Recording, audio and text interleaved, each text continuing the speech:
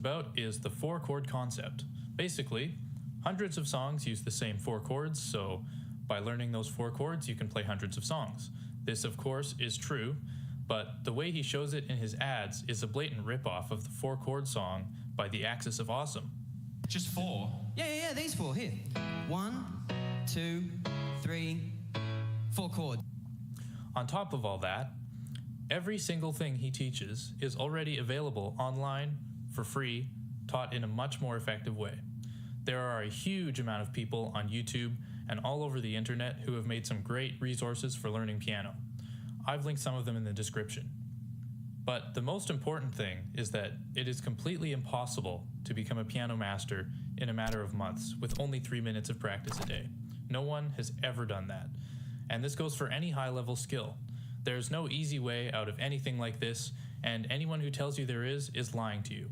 But the hard work that needs to go into it is exactly what makes it worth doing, because if no effort was required to become a good pianist or good at anything else, there would be nothing special about it, and it wouldn't even be an impressive skill.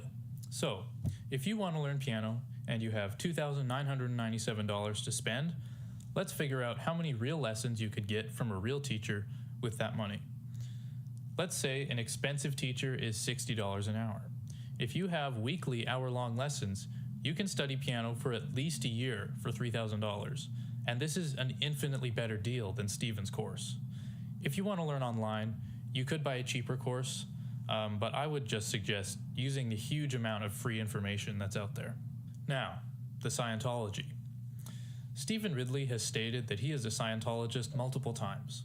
Scientology is a huge topic that I can't fully cover in this video, obviously, but for those who don't know much about it, the Church of Scientology is a cult founded in 1953 by L. Ron Hubbard. They have many strange beliefs, one of which is that 75 million years ago, an interplanetary alien ruler named Xenu transported millions of aliens to Earth and then killed them with hydrogen bombs. This is a huge oversimplification of just one of their beliefs, but it does show that they are absolutely insane.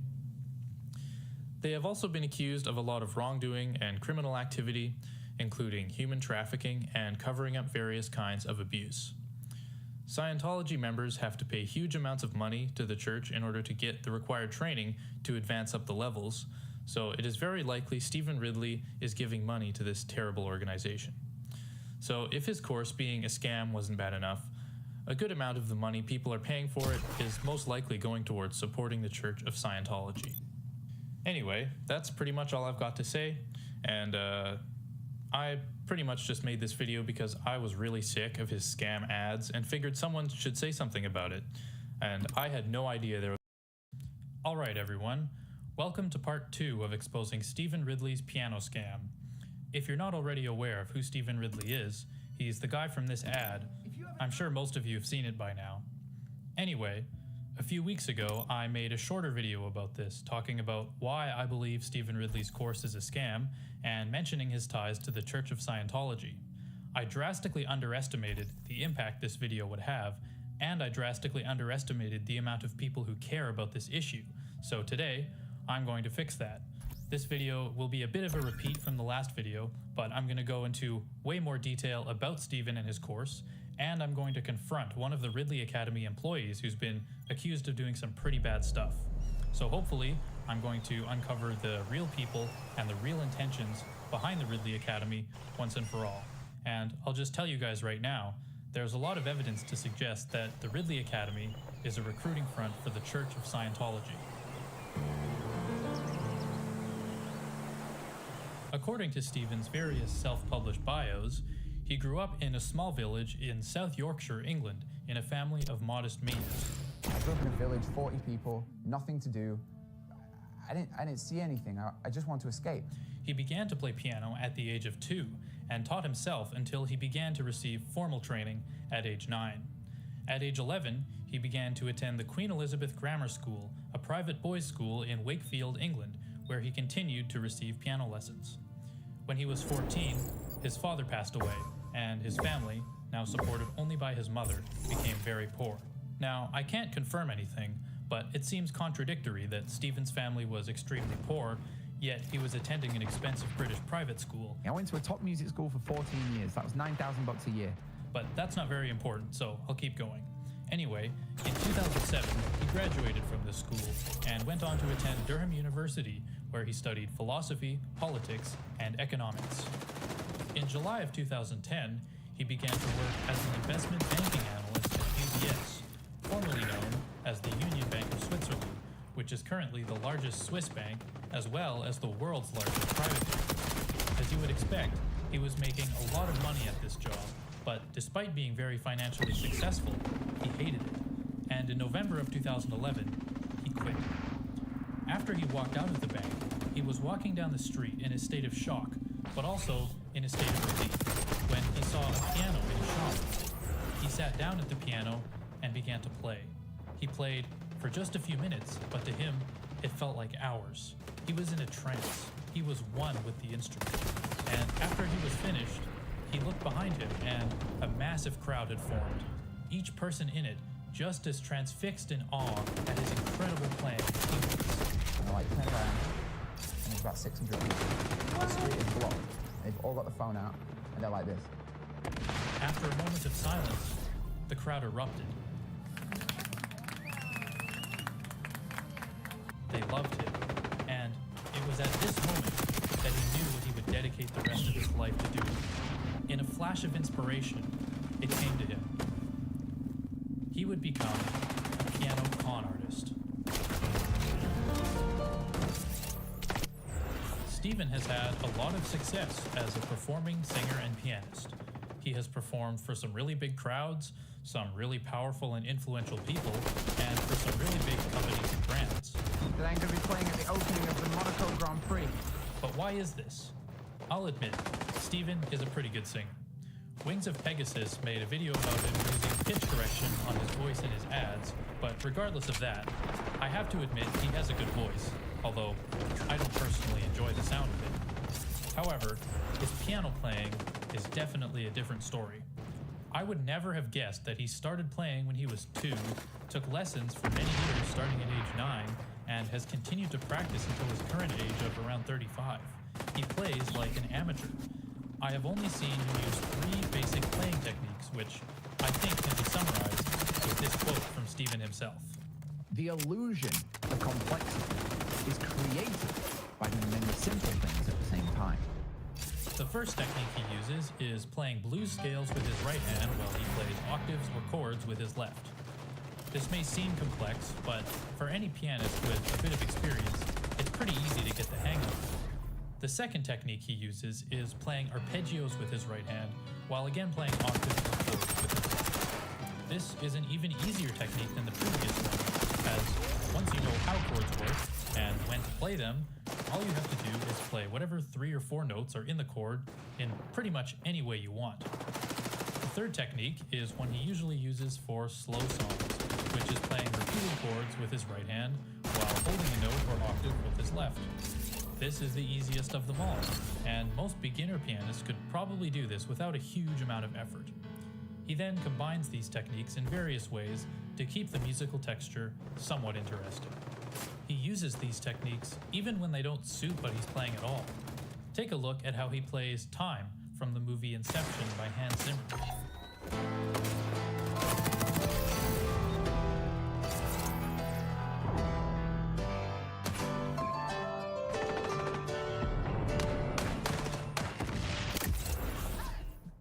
I think this is a great example of how limited his playing ability really is.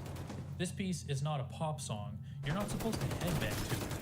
I think if Hans Zimmer was dead, he'd be rolling in his grave right now. And now, we come to the most important part of Stephen Ridley's playing. This is what my friend Slade Forrest calls cognitive, musculoskeletal-facial, gyros and passionology movements. This is how Stephen convinces people that what he is playing is actually complex. First, he makes a face, as though he is constipated but experiencing extreme pleasure at the same time. Then, he aggressively headbangs and moves his body in ways the human body isn't supposed to usually move. Sometimes, he will stand or jump on the bench, or slap the piano, or punch the piano, or stand on the piano.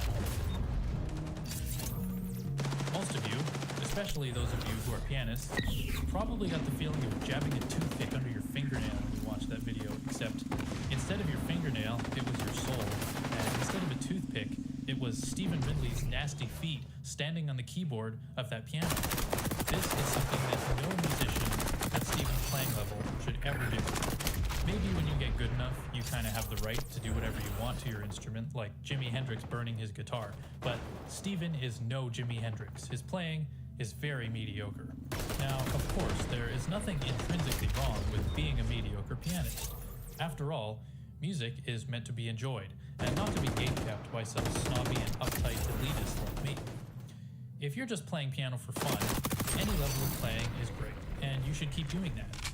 If you're only interested in playing simple pop music, well, then you don't really have a reason to be a super advanced pianist, and that's fine. If you're a beginner or in the process of learning and improving your piano skills, that's very admirable, because learning piano is hard, and I think in most cases, we should encourage people at all playing levels. The reason I'm making such a big deal out of Stephen's playing is because he claims he is a master concert pianist. I've been a concert pianist for more than 9 years. And then uses this to sell a scam course. I know a lot of pianists who are way better and way more qualified to teach piano than Stephen, and none of them toot their own horn as much as Stephen does. In December of 2018, Stephen announced for the first time that he was making a piano course. From the very beginning, he branded it as a completely new way of learning that would revolutionize music education. In March of 2019, he released the Ridley Academy. At this point, it included 2 courses. The first was the Complete Piano Masterclass, which he claimed would take anyone from a complete beginner to a master pianist within 12 months with only 3 minutes of practice per day. Later, he also claimed that the course could be completed in as little as 6 months and that it was 150 times faster than traditional methods of learning piano. I can teach you piano more than 150 times faster than the way I did it. I can teach you with just 3 minutes practice per day. It takes 6 to 12 months of 3 minutes per day. The second course he offered was the Artist Development Program. In this course, he would teach singing, songwriting, composing, and how to market yourself as a musician and build an audience. This continued until the pandemic, when he began to really ramp up his advertising. I remember starting to see his ads in 2020 or 2021, and in 2023, he started advertising even more. In July of 2023, he posted his iconic 4 chords ad. As of right now, this ad has been viewed over 80 million times. Currently, he offers 3 courses through the Ridley Academy. The most popular one is still the Complete Piano Masterclass, but he seems to have taken his artist development program from a few years ago and broken it up into 2 courses, a singing course and a marketing yourself as a musician course. The combined cost of these courses is nearly $8,000, but he frequently gives large discounts in his free masterclasses and brings the combined price down to about $1,400, which he frames as an absolute steal. In this video, I'm focusing on the piano course, but I believe most of what I will say about it applies to his other courses as well. All of these claims about the effectiveness of the Ridley Academy are, of course, dishonest, but I'll get to that, because the scam starts before you even buy the course.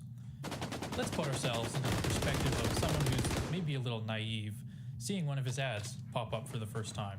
So you're on YouTube, you're watching videos, when his ad comes up and you think, wow, this is incredible. He can teach me how to play piano. He's got a free masterclass. You click on the link and you're taken to the page to register for the free live masterclass. Once you register, you get directed to another page, which says, not only is the masterclass free and live, but Stephen will also be giving away a $4,000 digital piano for free to one lucky attendee of the masterclass. This incredible $4,000 piano for free. This sounds great, right? Well, a lot of people have had this exact experience, and what many of them have said is that, first of all, the masterclass is not actually live. Sometimes it is, but most of the time it's just a pre-recorded video with fake live chat comments. Secondly, Stephen spends very little time teaching anything during this masterclass and spends most of the time trying to convince you to buy his paid course using various high-pressure sales tactics. Then at the end, when it's time to give away the piano, he'll either pretend to give it away or pretend something in the live chat malfunctions so he can't give it away. He supposedly gives away a free piano every week, but I have not heard of a single person ever actually getting one. So that's lie number 1 from Stephen Ridley. Lie number 2 is his claim that traditional music education is painful, boring, and inefficient. They were tremendously overwhelming. Difficult, boring, disciplined. He tries to scare people away from real education so they buy his course by telling them that if they get a normal piano teacher, they'll be put under a huge amount of pressure and stress, they'll have to make sense of thousands of incomprehensible symbols. There are thousands of symbols which no one understands. And learn a huge amount of useless music theory, and they'll have to practice for hours every day for 15 years. 6 hours of practice a day for 15 years. And on top of all that, everything will be taught in Latin. It's still taught in Latin, which no one understands. Any musician who has taken lessons will know that none Does he know what he's talking about? Teaching piano and music is a very old practice that has been perfected for centuries, and it's usually structured in a way that is as easy for a beginner to understand as possible. Your teacher will start with very basic concepts, and you will practice and improve these concepts, and then you will gradually learn more advanced things and practice those, and that's how you actually become a good pianist. You'll be able to understand the symbols and read music.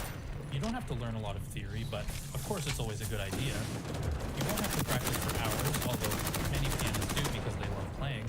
It won't take you 15 years to get good, and most importantly, your teacher will never talk to you in Latin.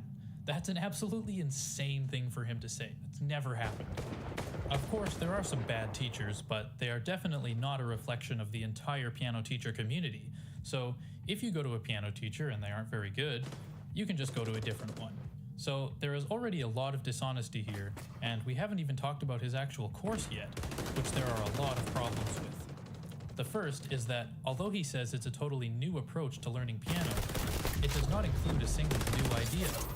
For example, his 4-chord concept is something that people have been talking about for a really long time, and his famous 4-chord ad bears a very striking similarity to the 4-chord song by The Axis of Awesome. Just 4. Yeah, these 4 here. 1, 2, 3, 4 chords. He tries to make some of his ideas look new by explaining them differently from how they're usually taught, but this just makes them more confusing. Listen to how he explains chord extensions. So if we play an expanded chord, all we really mean is more notes at the same time. And again, if you're taking notes, as crazy as this is, just write this down. If you want to instantly make your music sound so much more powerful, simply add some expanded chords. You might think he should explain how chord extensions work and the logic behind them like a normal person, but that would be music theory. And music theory is useless. This is the next evolution in piano education. As for the claim that you'll only have to practice for 3 minutes a day for a few months to become a master pianist, no reasonable person would ever seriously suggest that. Getting good at piano takes a lot of effort. It doesn't take as much effort with traditional lessons as Stephen says it does, but it's hard. And if you want to learn piano but only practice 3 minutes a day, I don't think you really want to learn piano. Now that we've established that the course contains no original ideas and that practicing 3 minutes a day won't get you anywhere, we have to ask, what does this course offer that makes it worth $2,997? And the answer to that is nothing. Every single bit of information in this course is already available for free online. In addition to it being free, it will be explained in a much less confusing way. If you do want to learn piano online, I would suggest using all the free information that's out there, but if you don't want to look for it and want something more structured, you can buy a much cheaper course like Piano for All, or from someone like Charles Cornell, or Tone-Based Piano, or Open Studio Jazz, or a huge amount of other options. However, the best way to learn piano is to get in-person lessons. You could get over a year of real lessons for the price of Stephen's course, and it would absolutely be worth it. Taking all of this into consideration, you would hope that a course like this would at least have a good refund policy, but it doesn't even have that. Stephen promises a lifetime guaranteed refund, but based on the numerous bad Google and Trustpilot reviews of the Ridley Academy, it's pretty undeniable that Stephen is not following through with these promises. Some people have said that they haven't had a problem with the refunds, which is good, but there are definitely a lot of people who have. Now, all of my opinions on the course are mostly based on my own experience from having spent almost my entire life in the piano world, but I also have statistics on my side. As you can see from this handy bar graph, 0% of good pianists were taught by Stephen Ridley, while 100% of good pianists were not taught by Stephen Ridley. So we know Stephen Ridley is deceiving people and taking their money. This sounds pretty bad, right? Well, it's just the tip of the iceberg. It gets so much worse.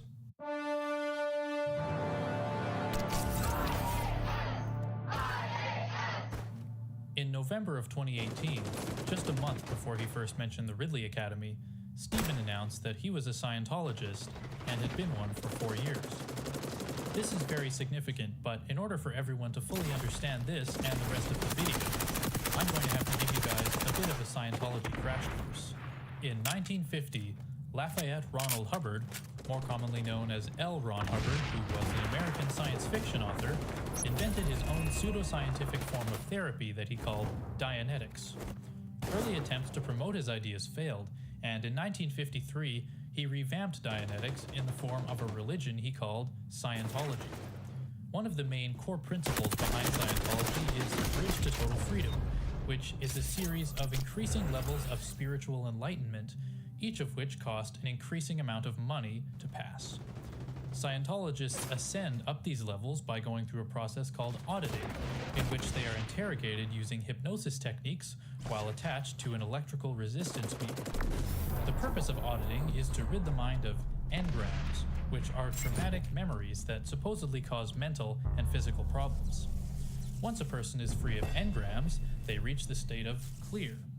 At this point, they can start to ascend up the operating thetan levels, which are usually referred to as OT levels.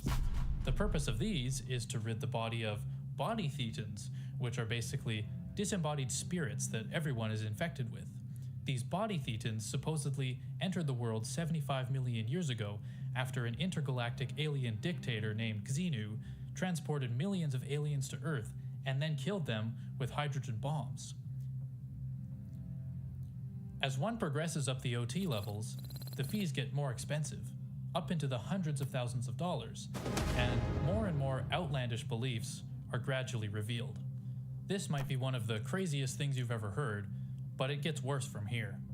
The Church of Scientology has done a lot of bad things. These include criminally infiltrating the United States government, illegally spying on government agencies and law enforcement in Canada, various fraud, harassing and suing critics, and a lot of alleged mistreatment of its members, from human trafficking to child abuse, plus the intentional attempted covering up of all of these things.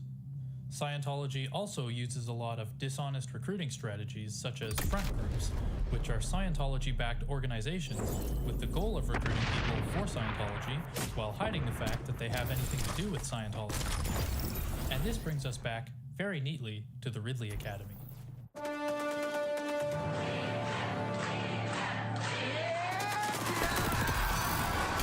You might think that although Scientology is a very bad organization, and Stephen happens to be a part of it, this doesn't necessarily have anything to do with his scam course. Unfortunately, it does. Firstly, Stephen, like any Scientologist who has been one for many years, has given a lot of money to the church. A good portion of this money is most likely from people who bought his course, who are supporting Scientology without their knowledge. Secondly, and this is the more important issue, accusations have been made that the Ridley Academy is a Scientology recruitment front. 3 years ago, a now deleted account posted this on r/piano on Reddit. The poster alleges that emails were sent to their daughter from the Ridley Academy with links to mental health resources and personality tests, which led to the Scientology website. They also claim that Stephen tries to get the young and vulnerable women in the academy to develop feelings for him, so they are more easily manipulated by his recruitment tactics. Of course, I'm not just going to trust the word of some anonymous person on Reddit with no further information, so I had to do some research. This person claimed that the recruiting emails were sent by a man named Charlie Waxman. It turns out, Charlie Wackley is quite a high-ranking member of the London Church of Scientology and has been involved with them for many years. Charlie works in Division 6 of the church, which is the division responsible for spreading the word of Scientology into the public. In other words, Charlie's job is to recruit people. He has been something of a public face for the London Church of Scientology over the years and has appeared in many of their promotional materials. In 2019, Tony Ortega, one of the leading journalists dedicated to the coverage of all things Scientology related, published this article about Charlie Wackley. It's titled, Scientology's Secret Weapon to Get Its Clutches on Your Children. In it, he shares an email sent by Charlie to some other members of the London Scientology group, in which Charlie says, I have become a bit of an expert when it comes to getting kids and youth on the bridge. Of course referring to the Bridge of Total Freedom. In September of 2020, right around when Stephen was really starting to push the advertising for the Ridley Academy, Charlie Wackley made a post with Stephen on Instagram, saying in a caption that he would be teaming up with Stephen to offer people help with their mental well-being and self-development in an effort to offer entrepreneurs and artists a proven way to reach their full potential. What he meant by this is that he was going to be working for the Ridley Academy. And I know this because I talked to him. I'm not interested really answering your question. Here's how I did it. In order to research for this video, I decided to attend Stephen's live masterclass, which I believe was actually live when I watched it. Anyway, it was supposed to last an hour, but it went on for 4 hours. It was very, very, very painful to sit through. During the last 2 hours of it, all Stephen did was try to pressure everyone into buying the course, which he discounted to $1,400 like he usually does. And let me tell you, he is determined. He is so determined to get people to buy the course that if you're on the fence about it, you can fill out a form with your contact information and a Ridley Academy representative will personally call you and pressure you into buying the course. The 2 representatives tasked with this were a guy named Cody and Charlie Wackley. So I filled out the form twice to maximize my chances of talking to both of them. First, I talked to Cody. At first, I had to pretend like I was interested in buying the course to gain his trust. Oh yeah, hi Cody. Yeah, nice to meet you too. So I just watched the masterclass. Looks super cool. Eventually, I asked him this. So what would you say about some of the people online who have alleged that they've gotten emails from the Ridley Academy with links to mental health resources that have led to the Scientology website? I have no idea about that.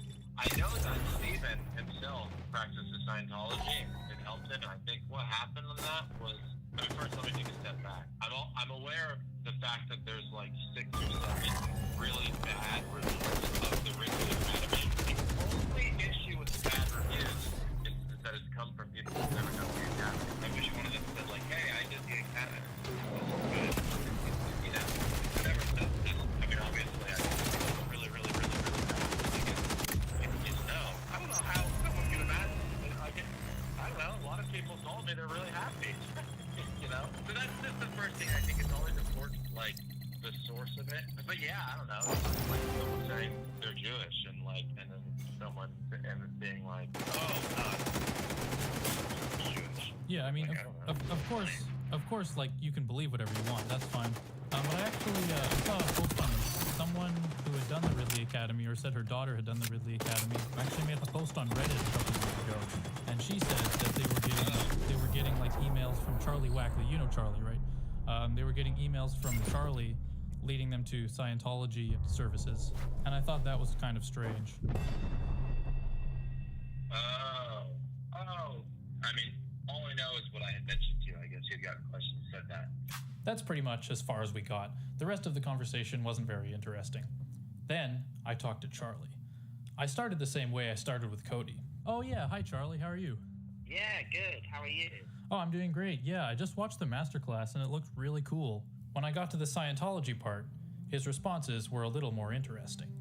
Well, I do have another question for you, Mr. Wackley, which is, what do you have to say about some of the people online who have said that they've bought Stephen's course and they've received emails from the Ridley Academy with links to mental health resources and personality tests, which led to the Church of Scientology website, and that those emails were from you. Oh, I don't know about I don't know about that. What allegedly happened? Well, there was a post on Reddit actually a couple years ago, and basically accusing the Ridley Academy of being a Scientology recruitment front. And you know, I'm not going to just believe something I see on Reddit with no other context, but I have to admit it seems convincing because I know that, you know, at the London Scientology org in Division 6, you know, one of your main duties was to recruit people, right? And now you're working for the Ridley Academy, so that seems a little suspicious. Yeah, I mean, it's true. I'm a Scientologist, and we don't really use the word recruit because you know, you don't convert to Scientology. It's kind of it's open to anyone. It's like a self-development or spiritual philosophy. Of course, but you know, as a member of Division 6, that's kind of the division that's in charge of, you know, spreading the word of it, correct? And that's what your job was, pretty much. Yeah. So, since that was your job, it does seem quite suspicious that you're now working for the Ridley Academy, and that there are people online who are alleging that you are doing this through the Ridley Academy. Yeah, no, I mean, that's simply not true. There's no affiliation between the Ridley Academy and Scientology. Scientologists, I'm a Scientologist. Yeah.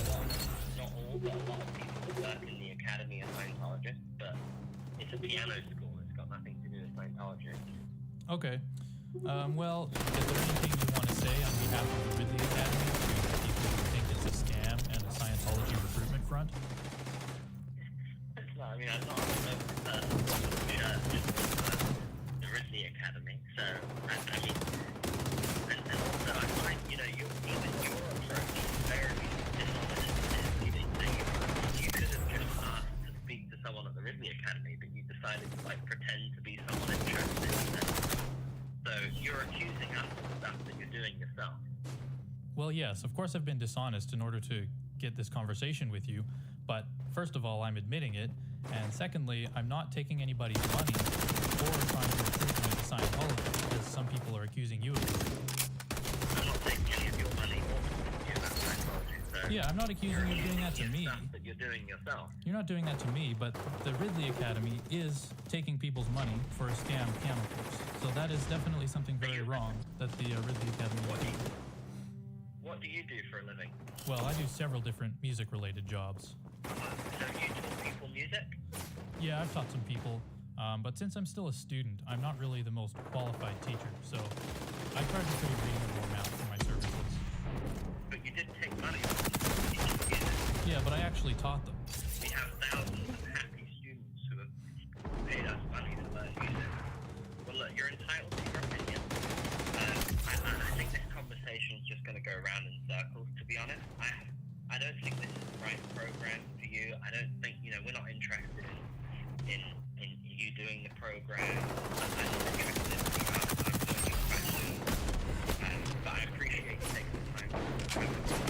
Okay, and I appreciate you talking to me, Charlie. And by the way, I actually made a video about the Ridley Academy a couple weeks ago, talking about how I believe it is a scam.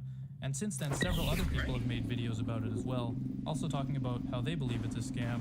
So right now, I'm trying to get more information, trying to get more of a perspective, trying to do more research, because I think this is a very important issue that I think I should explore further. So thank you for helping me with this. Yeah, totally fine. Well, thanks for taking the time. All right, Charlie. Thank you. Okay, bye. So, as you would expect, Charlie denied it all. But it is definitely very suspicious that a Scientology recruiter who self-admittedly focuses on recruiting children is working for the Ridley Academy, and that someone who didn't even know who he was accused him of doing exactly that. So, there you have it. Obviously, the course is a scam, and it sure looks like some Scientology recruiting going on there as well. I can't fully prove this though, so I'll let you come to your own conclusion about that, now that we also have Charlie's side of the story. And this brings us to the end of the video. I would never ask you guys to smash that like button or smash that subscribe button, but if you want to, out of your own free will, I would still really appreciate it. Thanks for watching. Something's really bad, and I guess you just know. my God, they're so stupid, dude. Oh my God. Wow. This is worse than I thought. I tell you guys all the time, like, you know, some of these congresspersons are dumb as right? But we tend to forget how stupid the average person in DC might be because they're, you know, wearing suits and they're speaking in a professional cadence, and yet I'm in awe at how resilient the stupidity is overall. She said, I don't know how contenty it is, but Pod Save America interviews people responsible for Kamala Harris, and it's apparently maddening. By the way, speaking of which, I will be hosting Pod Save America tomorrow, so it's actually good to see this conversation take place. I listened to it this morning and they get progressively angrier. We have a special show for you today. I am here in Washington, D.C., where I'm about to sit down. The main show. The leadership of the Harris Walls campaign for their first interview about what happened in the election. Thank you for doing this. Very much appreciate you having this conversation with us here on Pod Save America. Just a level set, Jen, I'll start with you. How did you feel going into election day? And at what point did you have a sense that things were beginning to break Trump's way? Was there a county result, something about the turnout? Like, was there a moment when you sort of understood that how it was going to end? Well, the truth is that we really thought this was a very close race. We talked about the entire time we saw it as a margin of error race, almost the entire time the vice president was in the race. And we knew we had to have strong turnout on election day. We saw early vote really ending strong for us and saw, the types of voters we wanted to see turn out. But we expected this to be close. We also expected that Florida was going to come in a bit redder. Virginia, we knew was tracking to being, that we were going to be ahead, but that we would be ahead by less than we were in 2020. So we were expecting to see that when we saw that. We also did anticipate that the night would go relatively long because some of these states would take longer to come in. But I think it was, really after polls closed, there was nothing that we saw throughout the day. There was nothing that we saw that told us there was overwhelming turnout or anything out of complete expectations on Trump's side. But it really took us into the hours of, polls closed. Comments, an entire team talking over 90 minutes and not one good answer to a single question. This is actually worse than I thought. Actually, we did really, really good. It was like super hard. The long and short of it is none of these people should ever run a national campaign again. The Obama era is over. Let me save you 90 minutes. They learn nothing. It's like listening to corporate marketing department. They don't actually get customers/votes. There's such a huge disconnect. Pod Save America is in a unique intersection because they are directly tapped into Democratic establishment. They were a part of the Democratic establishment under the Obama era, and they have immediate access to the people that run these campaigns, but they are an independent media operation, which means they get comments, which means their audience is not directly, MSNBC watchers. They were tight, but they weren't tightening in the direction we needed them to be. And is that just because Trump's turnout was so high?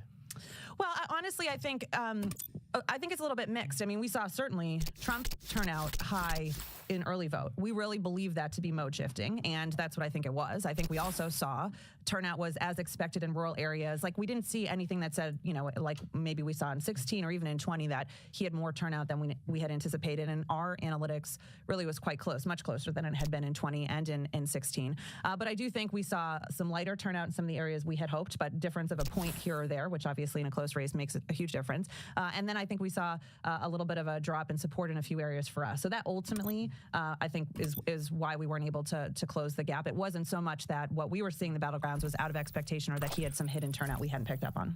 David, when you say it was a margin of error race, you need a high turnout, what did your polls tell you where the race was heading into Election Day? Well, Dan, you and I talked prior to the election, and just to rewind, I think when Kamala Harris became the nominee, she was behind.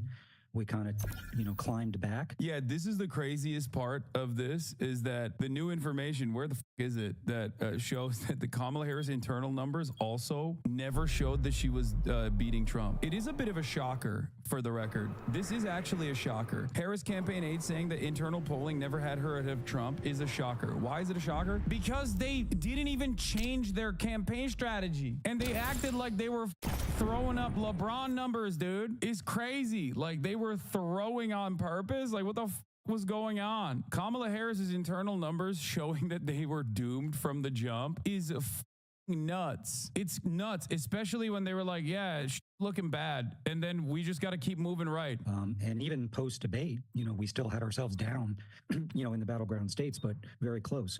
And so I think by the end, it was a jump ball race, and I think we needed some things to break our way. Maybe Trump's election day turnout would underperform. Our election day turnout would, either be at level or overperform. And, we'd win more of the people who decided in the last 3 or 4 days. I think our data and the New York Times data and other public data suggested we did have some progress with undecideds in late October. So it was a dead heat race. But, at the end of the day, the political atmosphere was pretty good. And that's not an excuse. We had Ray Trucker on top, I think 28-72. About 70% of the country saying they were angry and dissatisfied. Yeah, and we saw that. We saw that, just like I constantly mentioned. Remember, this was a thing that I mentioned all the time.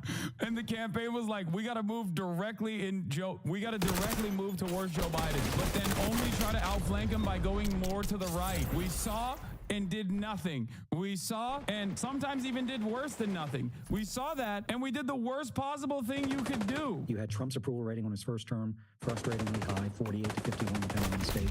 Obviously, the incumbent president's approval rating around 38 to 41, depending on the state. And, I think the economy and inflation is still driving a lot of votes. So I think given that we had a challenging political environment, the fact that we got the race to dead heat was positive, but boy, it was slow moving. And I think we were focused on 7 states. That's our windshield into the world, the battleground states. But, what we saw on election day was, New Jersey and California and Connecticut and New York, massive shifts. So I think where Kamala Harris campaigned, we were able to keep the tide down a little bit, but it ended up being a pretty strong, tailwind for Donald Trump. And I think it's worth reminding everybody, we saw in 22, even though that was a pretty decent Democratic year, we saw these shifts. We saw them in 20. We saw them in 16. Trump specifically, but Republicans generally. Please, man, be honest. The biggest mistake Harris made was saying the only difference between Biden, she would have one Republican in the government. She should have said 2. You're right. Americans obviously were like, actually, how about all Republican members of the cabinet? That's what they voted for. And that's the only method to win. That's the only way that we can win. We have to become Republicans. We just have to be Republican. We are the real Republican Party. Please vote for us. Why is nobody voting for us? Yes. Were you able, there was a 1 month period in the debate when the president actually dropped out. Obviously, it seemed like dropping out could be a possibility. Were you able to do any thinking or planning in that 1 month period about what a race with the vice president would look like, or did you have to sort of start cold on that first day, the moment you got the call and the statement went out? I mean, we started cold. There was no planning involved in any other candidates. I mean, we were honestly in crisis management mode of keeping President Biden in the race, convincing, Democratic allies that he could still do this. And one of the things was trying to keep the president out on the road as much. We were still doing everything we could from a campaign, and he made the decision that he did not want to continue on. And he pulled some of the senior leadership together and said that he was going to be with the vice president. It also wasn't anything that our team took for granted to just say, okay, she's the nominee. We knew that there was still a situation where we had to shore up delegates, and that's where we started from. And then after that point, that is when we began to say, okay, how can we find her? Also, Trump's favorability numbers were creeping up, as Pluff said, and we had to do something about that as well. And so it was a lot of walking and chewing gum at the same time, that there really was no sort of contingency planning to turn the race over to her right after that debate or at any point until President Biden definitively said he wasn't going to continue on. If I ran this campaign, I'd never show my face again. Why are they admitting this? Because they're going to get rehired. That's why. What do you mean? They've literally, these people, maybe not so much, but people who were attached to the campaign as consultants have been non-stop going on CNN and all of these other outlets to talk about how it was trans people that cost them the victory over and over again. They only get to be shameless because people let them. That's it. The Democratic Party consistently entertains and also elevates losers because their goals overall is to maintain the status quo. That's it. God forbid that they disrupt the status quo. Did you just say it's literally people who are running the campaign saying that? These are the people who are responsible for the campaign, yes, but other consultants that have also been that have played a formative role in the campaign have been endlessly going on CNN and defending their positions by saying we did everything right and the voters were either too stupid to recognize it, which is something that is if you say that out loud as a campaign person, like consultant, you should be fired permanently, or saying that it's because we were just like too pro-trans or too Latinx adjacent. There is a real crisis of talent in, I think, the Democratic Party, and it is it's kind of like police. There's a culture of hiring and elevating losers over and over again. Stephanie, I think what probably surprised a lot of people in politics is the vice president was a largely unknown quantity to much of the electorate. So you guys had, on the very first time, had to do 2 things. As Quinn said, you had to teach people about her and also make a case against Donald Trump, who had just come off, he was at an all-time high, come off the assassination attempt, the debate against the president. In terms of messaging, how did you think about the balance between the two? Well, the first thing we had to do is call a convention, and we had about 3 weeks to flip a convention that was being built around Joe Biden. So, which is why we didn't flip the. By the way, these are, ironically enough, every single person here, I'm pretty sure, is also or was also a Joe Biden campaign strategist. So that's the other part of this as well. Kamala Harris did not have her own staffers. She has had a lot of turnover on her end historically, even when she was vice president. Oh yeah, with the exception of Pluff, most of the people here they were already on the Joe Biden campaign. So if you're wondering why they have this perspective, and if you're wondering why they might not even like shit on Joe Biden too much, that's the reason. Because that's the one like acceptable liberal take that I'm on board with, which is like if you blame Joe Biden. Because there is truth to that. There is at least truth to blaming Joe Biden, because he does share a significant amount of the blame, a significant amount of the responsibility, not dropping out, not gearing up for being a transitional candidate and propping up a VP pick that could have potentially won. Even Kamala Harris, if he wanted to do that with her, he didn't do that at all. And not dropping out until the very last moment, until he was forced to do so. Like, these are all massively consequential decisions that absolutely played a formidable role in Kamala Harris's defeat. But the former Biden staffers are not going to say that either, especially because they worked on that campaign too. we were able to flip it, to fit this very new character of a different generation, different experience, different background. And looking at the data at the time, which Jen and Pluff and Quentin have all talked about, she had a huge deficit in favorability because either people didn't know about her, or what they did know about her was based off of negative media. So our first priority was to define her in that convention, fill in her bio. As part of that, we already knew how to do the negative on Trump, and we knew that there was a lot of Trumpnesia out there. People didn't remember the 4 years of the Trump administration that badly because they had been through hell. They had been through COVID, both under his watch and under President Biden's. I'm putting aside a lot of the details of who's at fault and what Biden did to dig us out and all of that. And then they had to deal with inflation. So they had been through hell. So looking back, you remember a previous time much more fondly because you've now think that you've gone through the worst. So we had to remind people what life was like. That was our second imperative. And then the third imperative as part of the convention and leading into the remaining days of the campaign is, what's that choice? What are the two very different visions between Trump and Kamala Harris? So the convention, it demonstrated a lot of enthusiasm for Kamala Harris, a lot of freshness, future-oriented, bringing a variety of coalitions together. We had independents, Republicans, Democrats, business leaders, sports figures. What about the progressives? Independents, Republicans, Democrats, business leaders. Everybody coming together around.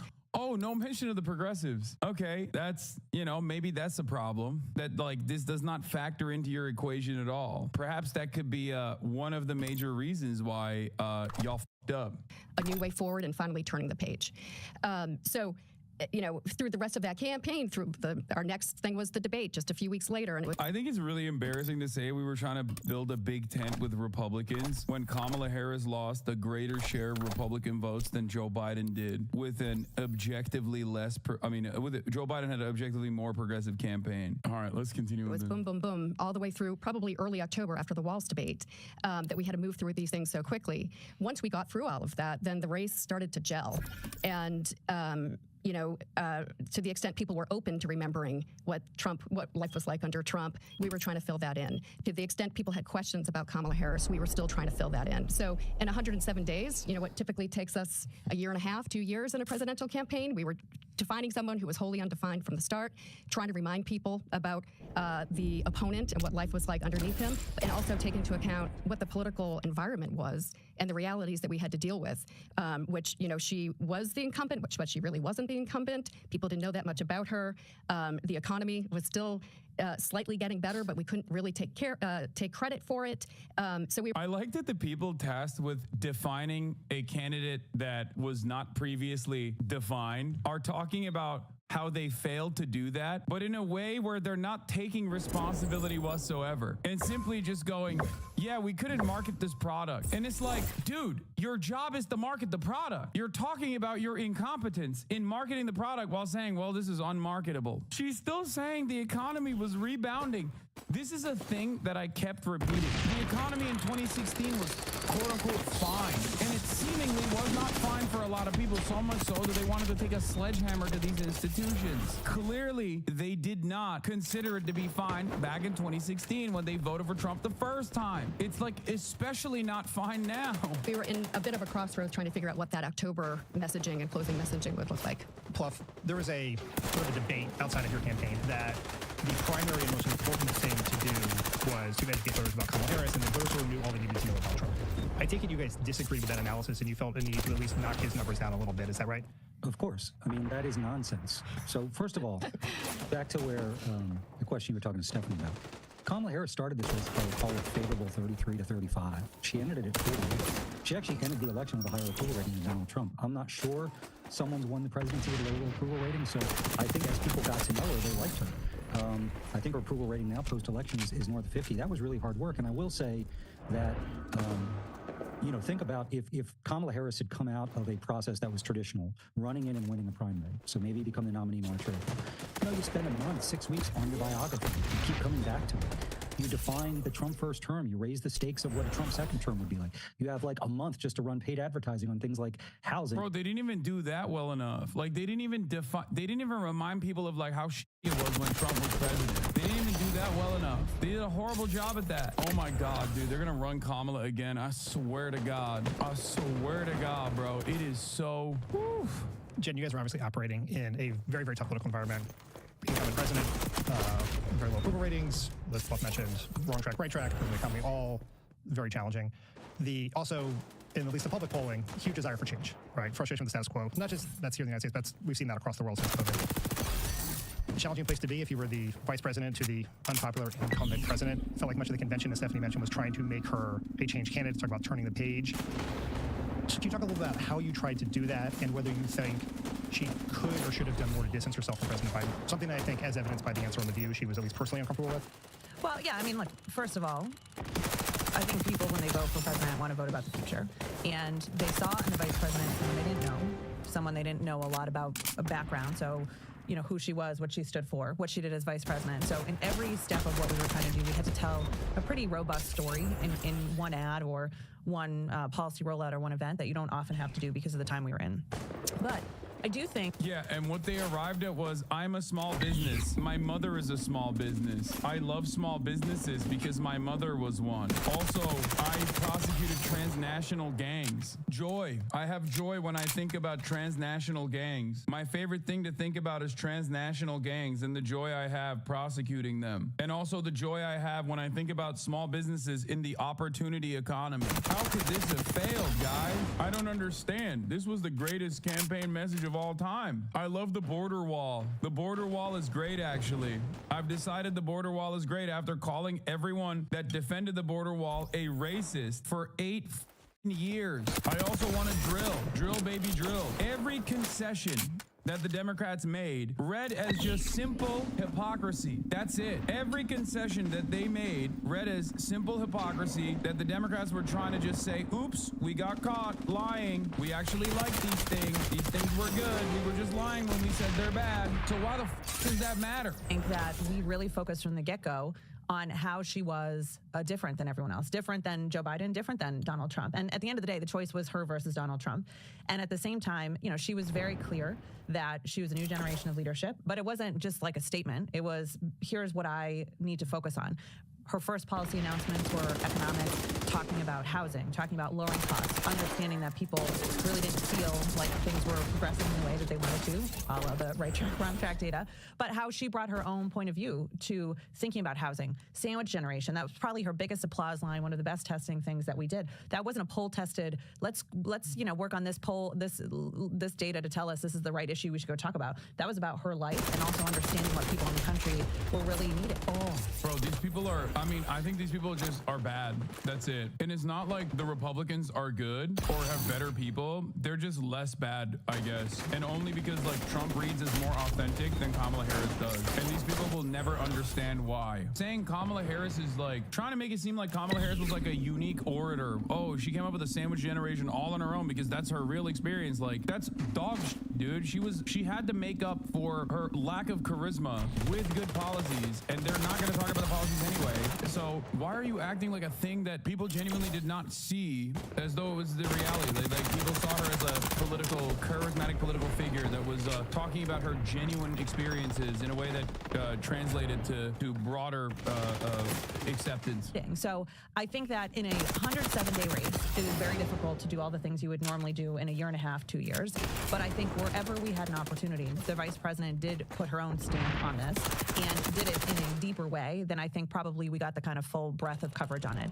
Of course, you know, when you have an administration that a lot of progress has been made and you're a part of that progress, it's complicated when you're asked questions. So many people that talk about how closely they're tracking the data or how closely they're tracking, you know, even messages. I wonder if they were closely tracking the messages around Gaza. Was that a consideration at all? I doubt it. In certain ways, but at the end of the day, I think she really, every time she turned, talked to a voter, every time she was out on the stump, she really leaned into her own vision. But the headwinds were tough. I will also, though, add, of course, we lost. So I'm not here to say that that didn't happen. We would much rather not have that happen. But where she campaigned, we did way better than the rest of the country. And Donald Trump did worse, to the point that you were just talking about with Pluff. The idea that people have just a well-constructed, already baked-in idea about Trump and they don't need to learn anymore is just complete fallacy. I mean, his numbers are stronger today than they have ever been. Yeah. And that was critical for us. And we also believe this race was not just about Kamala Harris. It was Kamala Harris versus Donald Trump, and we had to set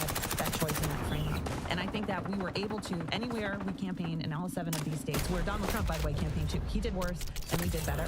And we did make real progress against these national headwinds. In every other state but the battlegrounds, there was a negative 8-point shift to the right. In the battlegrounds, there was only 3. So we needed it to be better than that.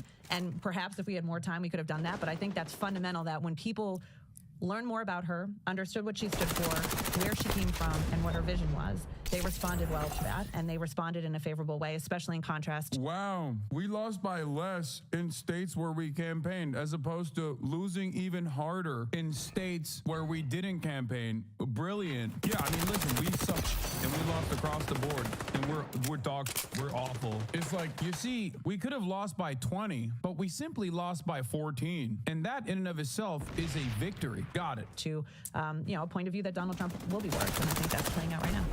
Dan, on the Biden question, we of course got that everywhere we went. And we knew what the data was. We knew we had to show her as her own person and point to the future and not try to rehash the past. But she also felt that she was part of the administration. And unless we said something like, well, I would handle the border completely differently, we were never going to satisfy anybody. So we did talk about things like she's a different generation. Most of her career is from outside of Washington, not inside Washington. So she knows a lot of the best ideas are from across the country. Her career has been about reaching across the aisle, finding common sense ways to get things done. It's not been based in ideological politics.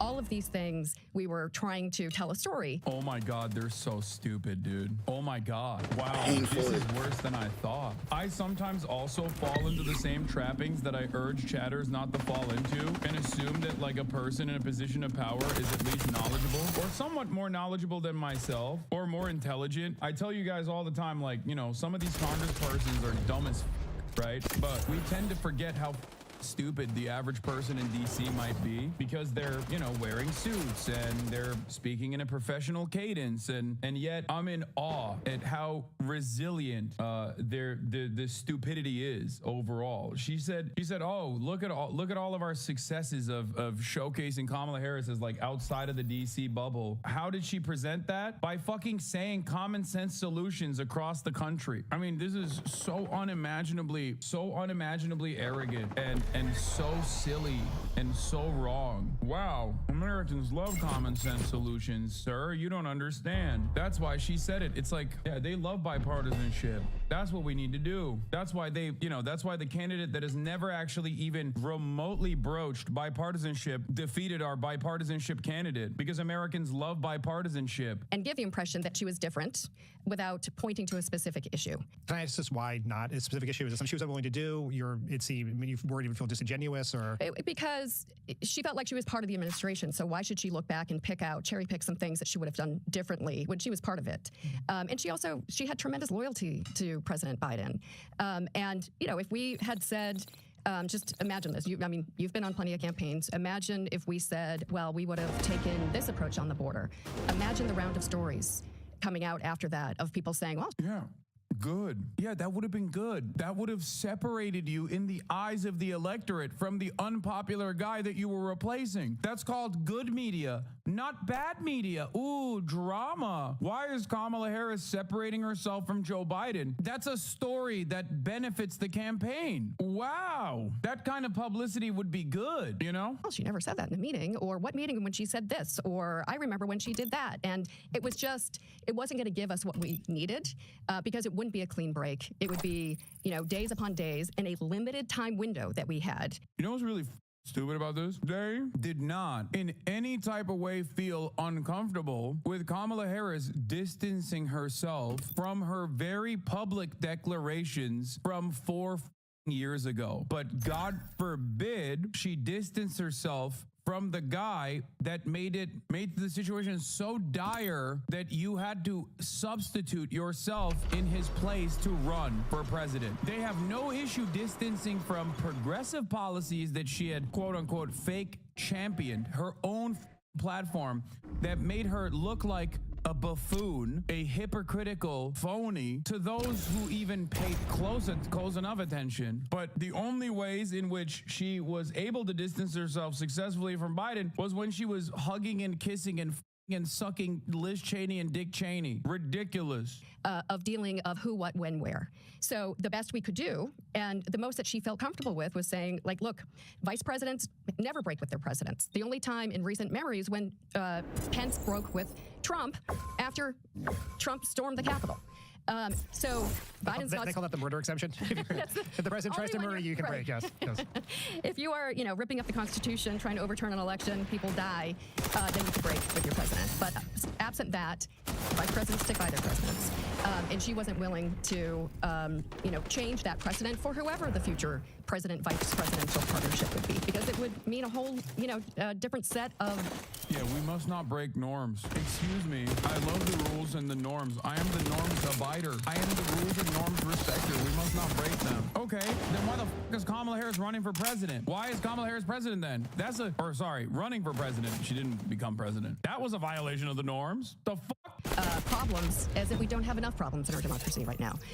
So unless we were willing to say, Biden said green and she said blue on any particular issue, we were never really going to satisfy that. So our focus was, let's look to the future, let's describe her and her approach to things, let's use policies, future-looking policies to demonstrate that difference. But in the end, we've all seen the data. Too many people thought that you'd be a continuation, which on the economy was, the incumbent killer. Quinn, in the post-election analysis, there's been a ton of focus on the very ubiquitous trans ad the Trump campaign spent tens of millions of dollars on. There's been sort of two strains of thought of this. One, the sense that her position and the Democratic Party position on trans-related issues were one of the reasons. There's nothing funnier than talking about the economy being the incumbent killer when, Mexico is right there, dude. Mexico is literally right there. AMLO was an old, doddering man, but he was very well-liked. Part of the reason why he was very well-liked, aside from his, daily live stream broadcast that completely defeated any kind of stranglehold that corporate-backed mainstream media in Mexico could have, was the welfare expansion policies that he implemented. AMLO, as the doddering old man who believes in duendes, wood elves, was able to successfully transition power from his hands into Claudia Sheinbaum. Not just a woman, not just any woman, but he presented her as his successor, but a Jewish woman in a country that's 98% Catholic. How the f did that happen? I guess maybe the wood elves are real and they made it happen. It's right there. You can just point directly to what is going on. As a successful strategy, Now, it would be very funny if someone were to say Mexico is simply more woke than the United States of America, right? Like between the U.S. and Mexico, I mean, they are more woke on women's rights, at least when it comes to abortion, unconditionally offering support for abortion. There are places in America that are worse than Mexico now on abortion. That part is real. Having said that, however, it has some of the highest rates of femicide on the planet. What are we talking about? Perhaps there was some other reasons. That's why we lost, but also real questions about why the campaign decided not to respond to the ad specifically. My understanding from reporting, at least, is you guys tested a bunch of responses and they didn't work. Just tell me your thinking there and what role you think that ad and those issues actually played in the race. Yeah, I mean, I think, it's important to put everything into context. We've very well established the time frame. And it's honestly a lot shorter than 107 days, but we had 3 core objectives to the paid media. It was to define the vice president. It was to defend her on incoming attacks, and a lot of these attacks have been baked in for the past 3.5 years. While she was the vice president, they were attacking her. She was at negative 20 something on immigration. We got that down to negative 10. Trump had a positive 22-point advantage on the economy. We got that down to 7. And we had to respond to those things. And when you sort of looked at the core issues, aside from the attack, like trans issues are just at the bottom for voters. The economy, inflation, crime, immigration are the top issues. They were also some of the issues that she was getting attacked on. And to the element of sort of defining her and doing it in a way that sort of fit within what you're trying to do, there's a direct approach that you can take to anything, and then there is an approach that you can take that accomplishes 2 of the 3 objectives. A lot of the stuff that we did, such as talking about her prosecutorial background, and then saying that she went after transnational gangs and cartels, it was to push back pseudolly on the immigration attacks that were coming at her, as well as credentialing her background on things that were absent and standalone of the. Yeah, that really did numbers, man. You guys banged on that. Everybody loved when she kept saying she prosecuted transnational gangs. The Biden administration, we did a lot of stuff about her record as AG, her record as a prosecutor, not as vice president, because it also allowed her to stand alone separate from the Biden administration. On the trans attack one, obviously it was been a very effective ad at the end. I ultimately don't believe that it was about the issue of trans. I think that it made her seem out of touch. And it was sort of a pseudo-economic ad underneath it, because he was saying we're going to pay for it with taxpayer money. And it was in her own words. And that's something, but we tested a ton of responses to this, direct responses, and none of them ever tested as well as basically her, talking about what she would do, to Jen's point, the future, the type of president that she would be. There were elements of it where we did try to say, and we put ads on television. Dude, the only reason why that kind of is even remotely effective when it's not, like in the same breath, this dude literally openly admitted that trans issues are the bottom of people's priorities. That means they are also the bottom of transphobes' priorities as well. They don't give a okay? Which means all of this is a distraction, and it's only an effective distraction if you don't have any campaign messaging that the Republicans are more focused on dismantling. That's it. Say you are in support of Medicare for all, and then watch the Republicans try to land attacks against that. Be like, it's socialism. We focus tested it. There were no answers. It's like, yeah, because you're not offering adequate answers to the "they care about they them not you" ad, which people still think is a banger ad. It's so stupid. It only worked on the Democratic Party staffers and I guess the consulting class and those who are over at CNN.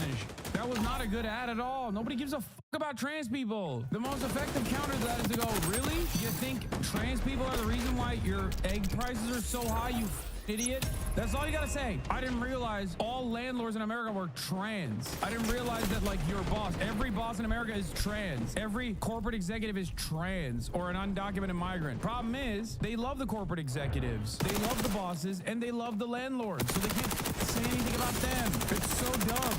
You should have just said, this hyperfixation on trans people is weird as they're your neighbors. Nobody cares about this. They are not the reason why your rent is going up. They're not the reason why the price of a carton of milk is so goddamn high. But they didn't do that. And also, that alone doesn't work unless that messaging alone doesn't work unless you also have like positive policies that you can point to that directly respond to people's material circumstances. That deflection is successful as long as you also have other policies. That deflection wouldn't even matter. You wouldn't even need to do that deflection if the Republicans were too busy running against the positions that you are pointing to, that you are going to do, like they did with the price gouging, which was a demonstrable failure for the Republicans. And yet they stopped hammering that point. Kamala Harris could have gone up there and been like, Dude, look, listen. Tens of millions of Americans turned around and were like, oh, we're going to deport 20 million people. As long as it lowers the price of eggs, I'm in. Some people didn't believe it. Some people believed it. Some people were hateful about it, and they definitely wanted it, and they voted for it. But most people were just like, it's the price of eggs. It's the price of bread. It's the price of milk. It's the price of my treats. Wages and wage growth did not outpace inflation. That's it. That's simply it. That's the point. That's the only point that matters. And Republicans were like, yeah, we're gonna lower the price of all of the goods by deporting 20 million migrants. So they were like, okay, I'm on board. Kamala Harris on the other side could have literally turned around and been like, oh, you want the price of eggs lowered? I'm jailing the Walton family. Which message would resonate better with voters? I'm not saying she should do this. I'm not even saying that would actually lower the price of eggs. It would probably lower the price of a lot of shit. But my point is, Americans didn't give a fuck at that point, okay? They didn't give a shit about what Kamala Harris was going to do in an effort to lower the price of eggs. Yeah, Mexico also recently just renewed price control measures as well. As of November 11th, Claudia Sheinbaum said on Monday that she would renew an agreement with food producers and retailers to keep the price set of basic groceries affordable for consumers. The measure had been rolled out by her predecessor, former President Andrés Manuel López Obrador, in 2022, as inflation was as high as it has been in 2 decades. We want prices to come down for consumers, especially for those who don't have much. Sheinbaum, who took office at the beginning of October, said in her morning press conference. The new accord will be signed on Wednesday or Thursday. López Obrador, Sheinbaum's mentor, launched the price controls in collaboration with the private sector on a set of groceries including corn tortillas, rice, soap, tomatoes, and toilet paper. Lo and behold, especially the working poor of Mexico treat AMLO like a goddamn deity, dude. They love him. I know that there's a lot of resistance libs and shit like that in Mexico, but the numbers on the boards. Look at his approval rating. Look at her approval rating. Look at the numbers that she won by. People do not forget. There are people who voted for Trump because they thought that they would get stimmy checks, okay? People don't forget the last time that the government actually did something right by them. I don't think you guys understand. Another example of this is fucking China. People always get mad, but like Harvard studied the Chinese attitudes towards the government, and we're shocked by the results. Like, these guys are not in the pocket of China. They're not invested in making a pro-China message at all. Chinese government approval ratings are consistently 90 plus. And it makes sense when you think about it. If you in your lifetime saw a relatively like an agrarian society go from that to having like tier 1 cities pop up left and right with like 20 million plus people, you're gonna be like, this is the greatest. I love this. Oh my God, we've become a dominant force on the planet. Why the f wouldn't you be happy in that situation? Of course you would. It's like not that difficult of a concept to grasp unless you're a dumb American and you forgot what democracy is supposed to be about. Now, I'm not even saying that about China in general. I'm just simply saying that governance, good governance, and democracy is supposed to be about offering things to your constituents. The greatest example I can also point to that you're seeing cycle after cycle is the black vote. Why is it that the black voting bloc has consistently been more pro-Democrat the older they get, more liberal the older they get? Their voting patterns show that the black voting bloc is significantly more pro-Democratic Party the older they get. It's because they remember the last time the Democrats actually expended political capital for them. That's it. And the further you move away from the Civil Rights Act, like the further you move away from that time, generationally speaking, the more people move away from the party. Americans are so cynical about the way they analyze politics that they literally think it's actually bad when a politician, quote unquote, buys votes. That's called politics, man. That's called doing right by your constituents. What do you mean buying votes? I've said this for years. It's like we are so lost in the sauce, so overcome with the expectation that politicians are never supposed to do right by you, that when they actually are entertaining the notion of offering you something, people think, oh, it's cynical. They just want to buy votes. Oh, you mean be a democracy? That's what you mean. I can't believe that they're not simply in the pocket of corporations and their interests. There's something wrong here. It's like, yeah, there is. There's a lot wrong here. Let me tell you. Holy moly. Of her saying, you've seen all the negative attacks against me, and try to bottle it up, because I also think you have to think about the entire sentiment when you're running a paid campaign. And the trans ad, I think because of the content, a lot of people felt like it was much bigger than what it was. But to put that into context, Team Red, meaning Trump and all the super PACs that were spending on Trump's behalf, that was 7% of their total ads was on that issue. Was that specific ad? So I think it was 2 ads, right? Yeah. There was the original, and then there was the one with Charlotte Wade. And it was all Trump. So Trump spent, 37% of his, $200 million on that ad. But Trump was we were getting hit across the board. And so you have to take into account what all the super PACs are doing and play off of that. And I think that's what Trump was doing. His super PACs were hitting us on the economy, immigration, and crime. And Trump even started hitting us on immigration. And I think the veracity of which we came out of the gate and responded to that, they weren't expecting that from us. And then they backed off of that. And at that point, they started going into it. And so it is easy to say with the kind of resources that we raised, we should have been able to do everything. But that's not the case. You have to make decisions in the time frame that we were in this race. We had to choose. And we chose to focus more of our attention. Bro, you had $1 billion that you raised in like a week. What part of this analysis is Liz Cheney? Where does she come in? I can't watch the rest of this, man. I can't even entertain this. It's so ass.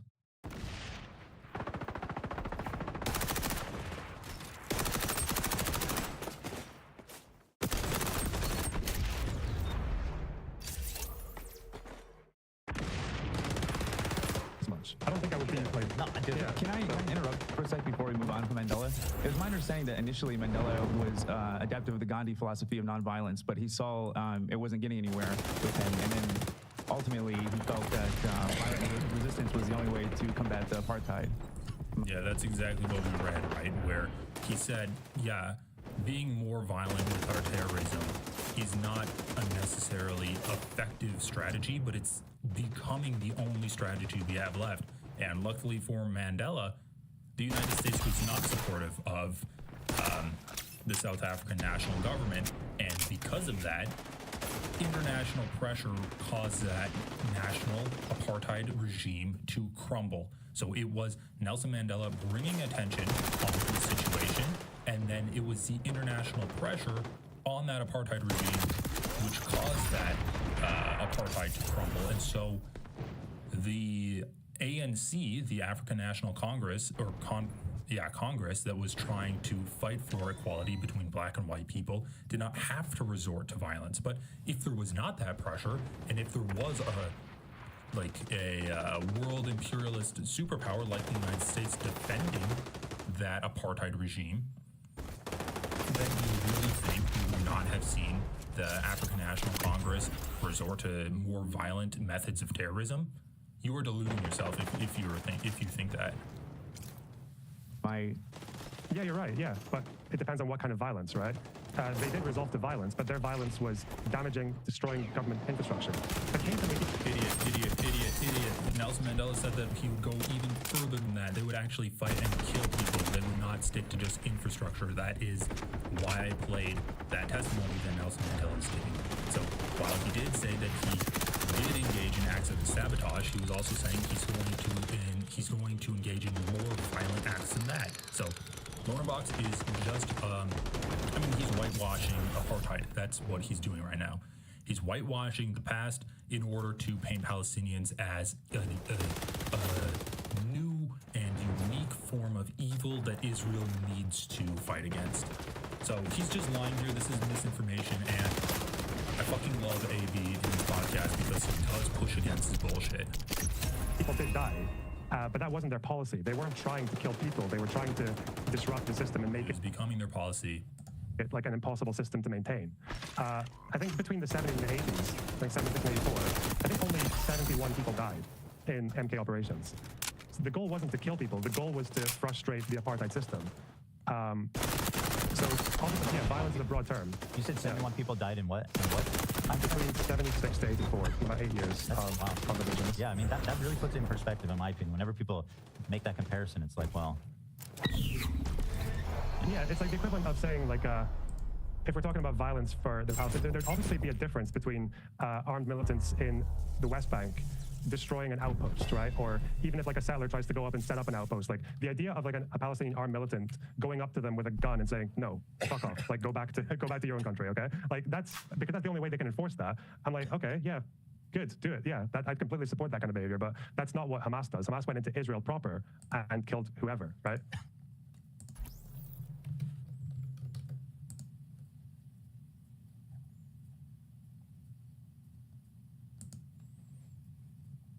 It's too mind-numbing. I can't do it. What's this?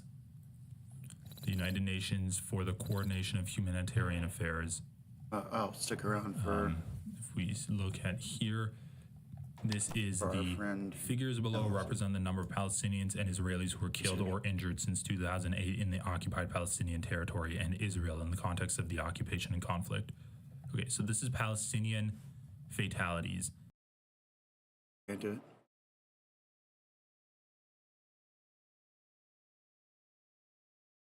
I don't know if I can handle watching Son and Shank. Drive me insane.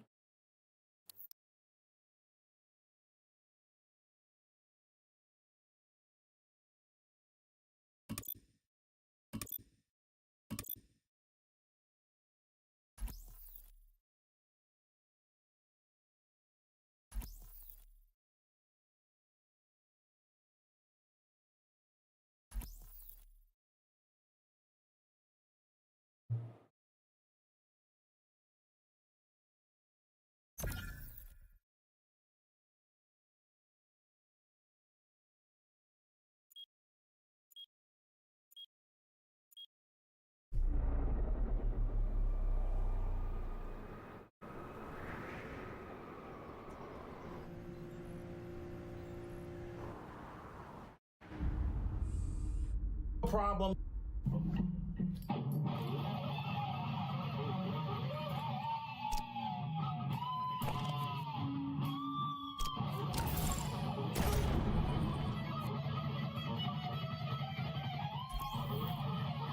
I'm a great guy with a heart of gold, and I'm straight for of-age women that are alive, cisgender, non-related, and consenting human female adults, and she knows this. It's not cringe. Tactical sub kicks ass. You say it's cringe because your mommy won't let you buy a bar. Now, if you haven't been keeping up with it, Josh is 100% dunzo onezo with Jessica. He wants nothing to do with her. He never even wants to utter her name again. Never mind the fact that basically every third video from the past 2 months has been Josh talking about Jessica, and vice versa. All of Jessica's streams are talking about Josh. So they're kind of feeding into this loop with each other.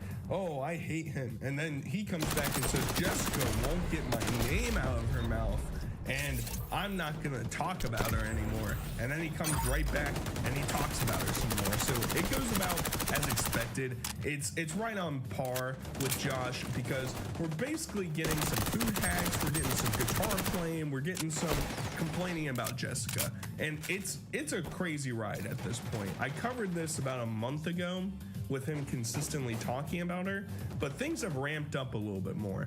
We've got threats against him. We got sending odd objects in the mail. We got peace treaties. We got hypocrisy. We got all of it today. So it's going to be a pretty good one. In case you can't tell, I'm a bit out of it. This is my Michael Jordan flu game. I'm fighting through it in order to talk about some degenerates online. So deal with me if I'm a little bit more crackly, mumbly, grumbly than I typically am. But first, we're going to start off with a very interesting package that Jessica decides to send this way. It's a bit odd, to say the least. So Jessica Boyle literally sent me 2 pairs of her underwear when she sent the knife back that I gave her when I bought for her when we were dating. You know we broke up and you're trying to send me panties and shit. And she doesn't think that I'm not gonna, you know what I'm saying? Like, I'm gonna wash them before I let anyone of my fangirl of-age girlfriend caliber wear them because, you know what I'm saying? So back around either her first or second visit, I remember Josh buying her a knife at some shop in town in Casper, and I guess she loved it so much, she decided to send back 2 used, just soggy, all oiled up panties that she had laying on the side. Her grandparents, her parents, who are basically at grandparents' age, didn't have time to wash them. Jessica thought this is a good time to put them in a box, send them to Josh's way. And Josh said one of the most outlandish things I think I've ever heard. Why in the world, we all know the fangirls don't exist, but why in the world do you think it would be a good idea to say, hey baby, you wanna wear this this underwear from my deranged alcoholic ex-girlfriend? Yo, why don't you throw those on, you know? Do a little thong song, you know, twerk that ass right in front of me so I can think back to my over 40-year-old ex-girlfriend. That's a really good idea there, Josh. I think you're really gonna get the ladies swooning over that. But he goes on to extrapolate that it's not as easy being him, all right? All you trolls out there trying to get one over on him, shame on you. I would never stalk my ex-crushes the way Jessica's stalking me. You know what I'm saying? I'd never dream of it, especially with all the negative stereotypes facing men. You have no idea what it's like to be me. Now, my life could be worse, but I'm just saying. You get bullied your entire life and rejected by every chick you like since the 4th grade. You get sick of it too. And then when you try to go on YouTube and date and like socialize with chicks, everyone's gonna with you. And then as soon as they find out the chick you're dating is psychotic, they encourage it because they want content. You guys just don't understand the turmoils of being an alcoholic wizard on the internet, all right? You know, I understand it. He has to stay inside of his mobile home all day. That's difficult. And drink all the time and spend all of his money on door dashing. God, I wouldn't wish that on my worst enemy. Now, in fairness, having to deal with somebody like Jessica, yeah, I can get behind that. That's worse than anything that I'm gonna have going on in the next several weeks. So I get that, Joshy Poo, I get that. But he decides to take this idea that Jessica being a horrible, wretched person, let's try and capitalize off of that bad boy. Let's, you know, and I kind of think that he got this idea because Jessica sent one of his shirts back to him, and he's like, ooh, light bulb moment. This is a brilliant feat of capitalism that King Cobra is gonna partake within. You sent the t-shirt that you bought from my customized girl t-shirt shop back to me, saying you don't want any of the stuff in the box, blah, blah, blah. You know what I'm saying? Blah, blah, blah. So the t-shirt I tried to make about Jessica on my customized girl, what have you, is not being approved. And I decided that I don't need to make a t-shirt about her to get inside her head. I'm already there, cuz. And the t-shirt, it contained Jessica Boyle, the image of her showing off her saggy boobs. But she was covered. It literally said, Jessica is the worst. And on the back of that, a picture of a broken heart floating in a beer mug. He goes on to explain that Jessica is revenge corning him. I can't say the actual word, unfortunately, but we all get the gist of what's going on. She was trying to sell videos and pictures and stuff of them online, which, like, I know there's some sickos out there that are probably like, their curiosity is taking over their mind and they're like, yeah, I gotta figure that out. But 99.9% of people are like, nope. I don't, that's like the darkest parts of the internet that nobody wants to encounter. I have been sent some awful things without my knowledge of what they're gonna be. And let me tell you, when you show up, you think the idea might be kind of goofy, kind of funny at first, but once you actually get the reality of the situation that you're in, ooh, it's not that great. It really is not that great.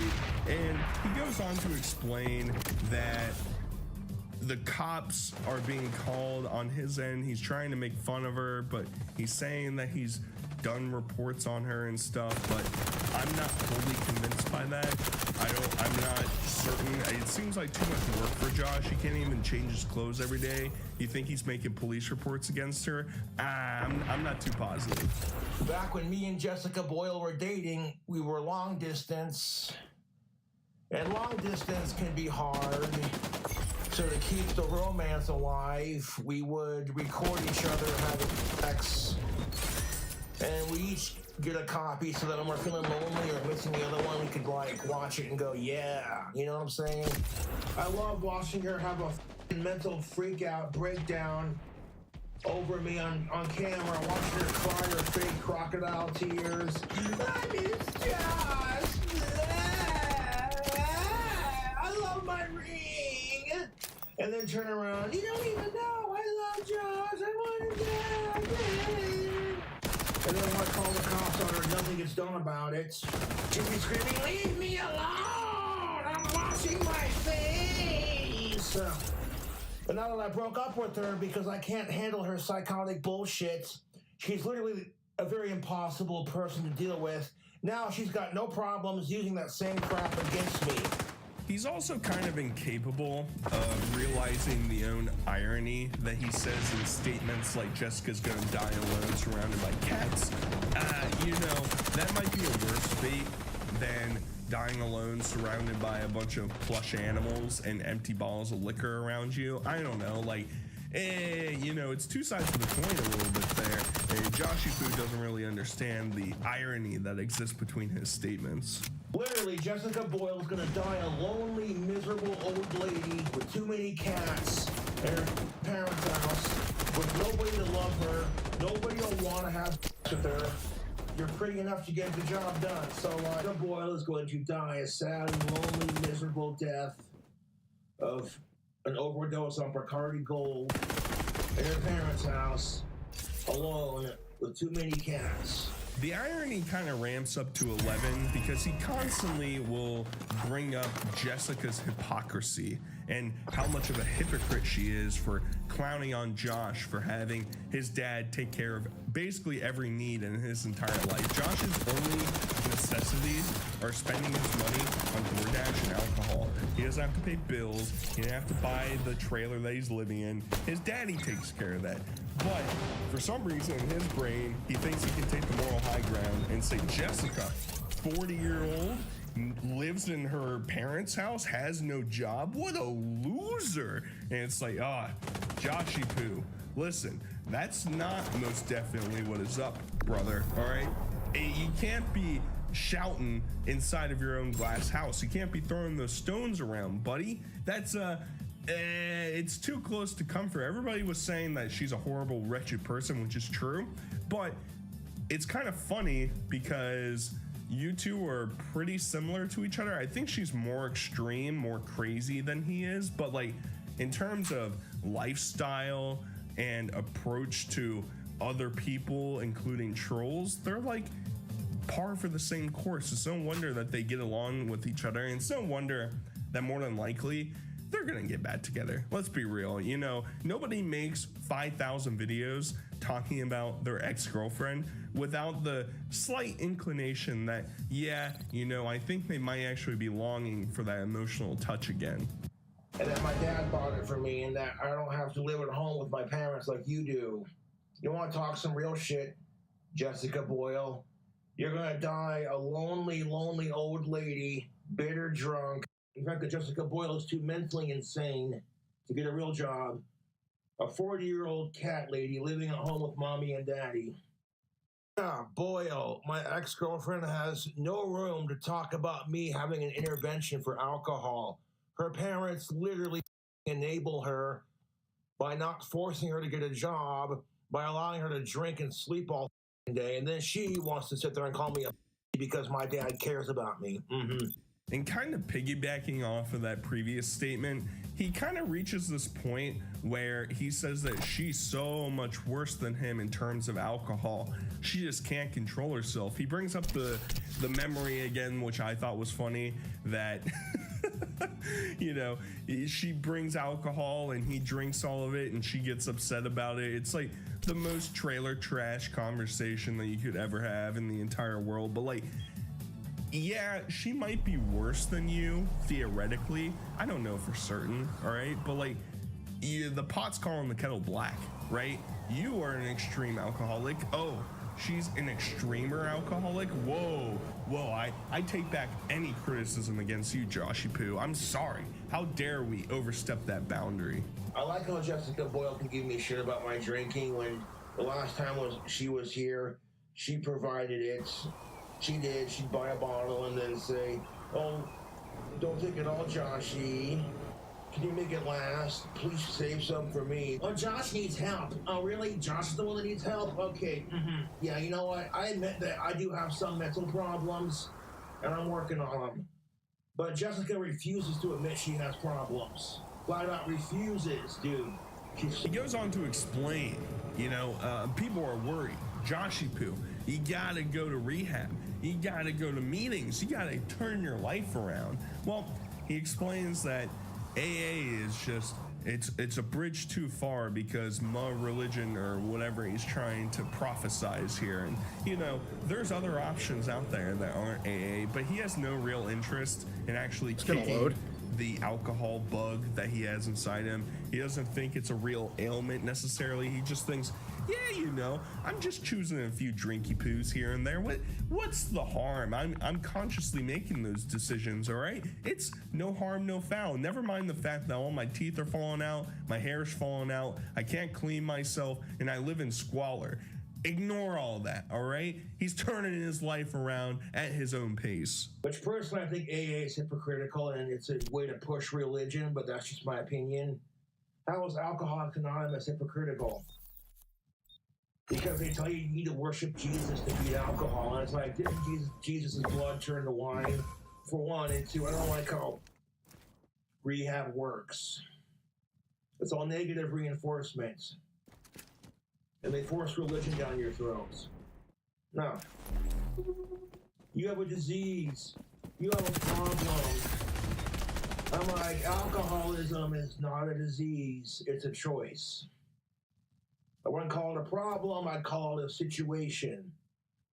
I got a little bit of this good stuff right here, but that's beside the point. So Jessica starts to make some outlandish accusations slash what do you even want to call them? Dangerous idealizations against Josh, where she says she's gonna basically Call of Duty him. She's gonna load up that clip and get in there, you know, fly on that plane all the way to Casper and just completely obliterate him. She's gonna no Russian him, to say the very least. And his response is pretty funny. I can't show it on here. He says too many swear words to make the sentence even comprehensible. You can find it. But he basically says, I'd like to see you try. I'd like to see you try. And he's like, but if she shows up, I'm gonna call the cops. Yeah, okay, well, if there's somebody that deranged Joshy Poo that's gonna show up with a weapon and trying to harm you, I don't think waiting for the cops to show up is the best approach, buddy. We've been saying, at least on this channel, that he should get a restraining order against him, or against her. Whoa. He should get a restraining order against her because of situations like this. Make it an actual felony. Well, I don't know. Make it illegal for her to show up and have her hauled to jail. And this is all the reason why I don't think that he's actually calling the cops or doing anything like this. It's too much work. It's too much work for Joshy Poo. We all know that when she shows up again, they're gonna make love and they'll get in a fight. They'll throw her against the wall. She'll say, I'm gonna go buy the $5 machete. It's donezo for you. You better not let me come back inside when I get back. It's gonna be a shit show, to say the least. So I'm going on record right now saying, for future references, if Jessica Boyle shows up with a, I will let the cops deal with it and she can get arrested. Because I'm not putting my life and my freedom at stake just because she can't take a hint. It's super illegal to do. You can't just threaten to murder somebody on social media, you know what I'm saying? So Josh does what any intelligent, critical thinking person would do when they're dealing with an actually psychotic ex that is just claiming she's gonna do some absurd things, right? She's gonna do these awful things to you. Well, Josh says, you know what, baby? I've been food hacking recently. I'm gonna send you a sub. And he sends her a Jersey Mike sub, and I'm pretty sure she threw it in the trash. It really pissed him off. He was not a fan of her declining his wonderful peace offering. Like, this is the only thing that would go through Josh's mind is like, you know what? We're having issues with somebody. I'll send him a food hack. That's gonna easily, you know, clean up the ice that we're all slipping on. It's all gonna be good. Now, I did extend a peace offering to Jessica Boyle, my ex-girlfriend. I did send her a Jersey Mike sub, and hopefully she got what I ordered. And it is a peace offering. I did send Jessica Boyle a Jersey Mike sub. I sent her the sub I tried to food hack the other day, and hopefully she got it. It's everything that I ordered. Even if it's not everything that I ordered, it's still a peace offering. So Jessica Boyle did not accept my peace offering. So I don't really know what happens from here. I don't know if this is just all bark, no bite, no situation's actually gonna happen. Jessica's been trying to fundraise another trip out to Casper. My previous recollection was she was trying to come out around Halloween. That didn't happen. So potentially, who knows? You know, the trolls might thunder trip to come out here. I don't know what the whole situation type deal is going to look like, but we'll keep you informed. Josh, outside of these moments, I haven't been too intrigued by, and that's why I've been kind of doing the once a month or once every couple weeks type of update situation type deal. So hopefully you enjoyed. I'm gonna go take some NyQuil and go to sleep, and I hope you guys enjoyed. So until next time, I'll talk to you guys later. Peace.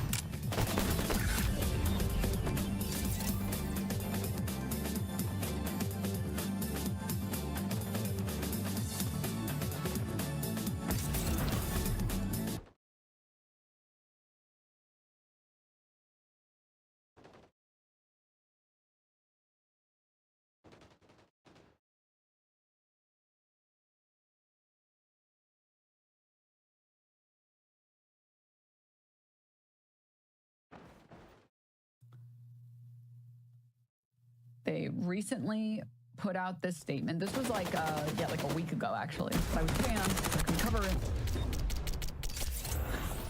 So, they said, our hateful conduct policy is designed to protect our community from attacks based on a person's protected characteristics such as race, nationality, religion, or sexuality. The policy prohibits harmful behaviors like suggesting that a victim of harm is deserved it, or sharing a hateful image or symbol. The language used to harm and spread hate changes over time. To ensure our policies adapt to these changes, we review them and how they're applied to prevent those harms. As part of our hateful conduct policy, we prohibit the use of terms that may not be harmful or abusive in isolation, but can be used as a slur or to denigrate others in certain contexts. In line with that approach, starting today, using the term Zionist to attack or demean another individual of people on the basis of their background or religious beliefs is against our rules. We recognize that Zionist or Zionism also refer to a political movement. Using the term to refer to the political movement, whether in a supportive or critical way, does not violate our hateful conduct policy. Our goal isn't to stifle conversation about criticism of an institution or ideology, but to prevent coded hate directed at individuals and groups of people. We include examples of the language we prohibit in our enforcement notes here. We want to make sure that our hateful conduct policy continues to be flexible and to cover terms that may be used to cause harm to others. We continue to evaluate our policies to ensure that they're protecting our community effectively. And then the article that they link, they post this.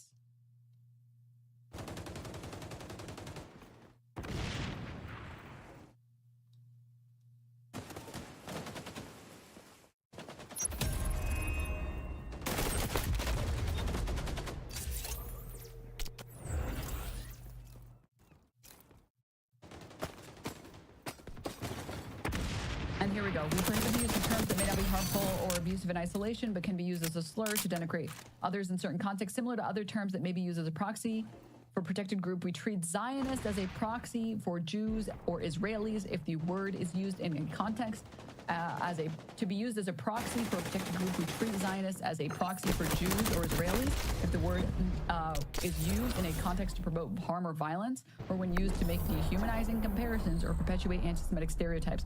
Comments regarding Zionism that are about the political movement, including criticisms, do not violate our hateful conduct policy. Comments that call for violence against Zionism as a political movement, or comments that would otherwise violate our policies, are not allowed. So they have two examples here. The first example is prohibited, which is Zionist name of animal. So you are not allowed to say Zionist pigs. What you are allowed to say is Zionist settlers keep encroaching on Palestinian borders.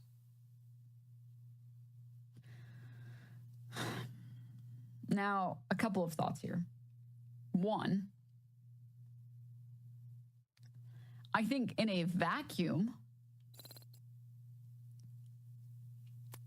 this policy could make sense because there are people like Myron, for example, who have explicitly said, stop using Zionists to mean Jews, just say Jews. And there are people who do use Zionist as a stand-in for Jews. There are people who are actual neo-Nazis who try to be quote-unquote discreet about it. Charmin, thank you for the gift sub to Critical A's Theory. Unfortunately, given everything else in this article, in the community guideline article on hateful speech and hateful conduct,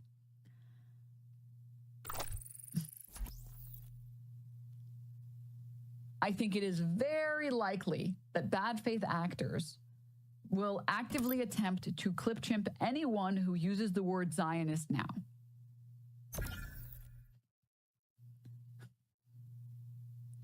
That this is enough ammunition for those people to start actively looking for the word Zionist to make a clip out of it to the best of their ability.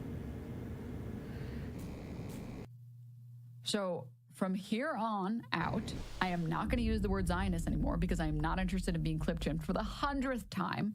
From now on, I'm going to say Israeli government over and over and over again. And I would recommend the same for everyone in chat as well. I think you should be more careful about it.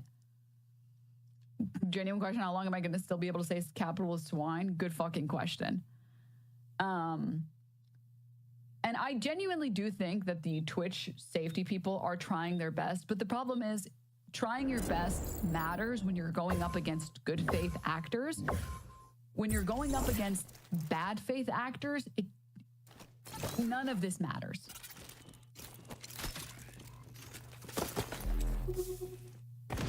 It just doesn't matter.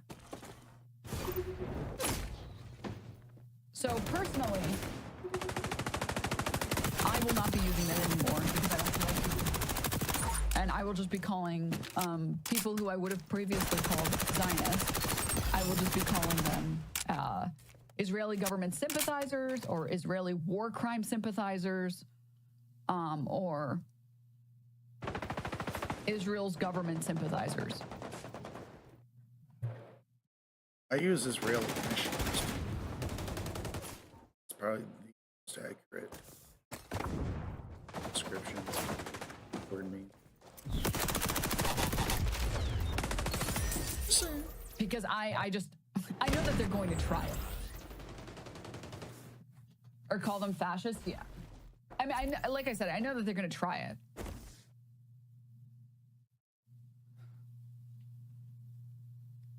It's just.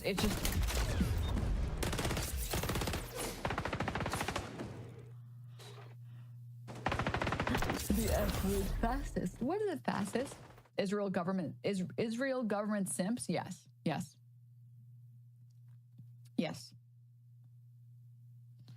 I trust myself to use Zionist correctly. It's not that I don't trust myself to use Zionist correctly, it's that I don't. It's that I believe bad faith actors will do everything in their power to be bad faith. It's that simple. It's very, very simple. There was a tweet that was on my timeline recently that is like a perfect example of bad faith actors being bad faith, and I'm not going to give them more ammunition. I'm not interested in... Didn't Central Committee just ban the phrase in his chat just to be safe from bad faith actors? I might do the same. I actually might do the same because I wouldn't want you guys to get banned for using it in a non-harmful way to describe people who are in support of the currently genocidal government that is Israel. Gremlo did that as well. Yeah, I don't want you guys to get banned because you're describing a political ideology accurately. I mean, I know that you guys are not using it to mean Jews. But I just don't trust, I literally don't trust bad faith actors. Let me see if I can find it, one sec. But like, this is a clear example of like bad faith behavior, right? So everybody knows about the story regarding the brothel that Hassan visited that was committing tax fraud. Here is the perfect example of what I mean when I say it now makes sense to ban that word.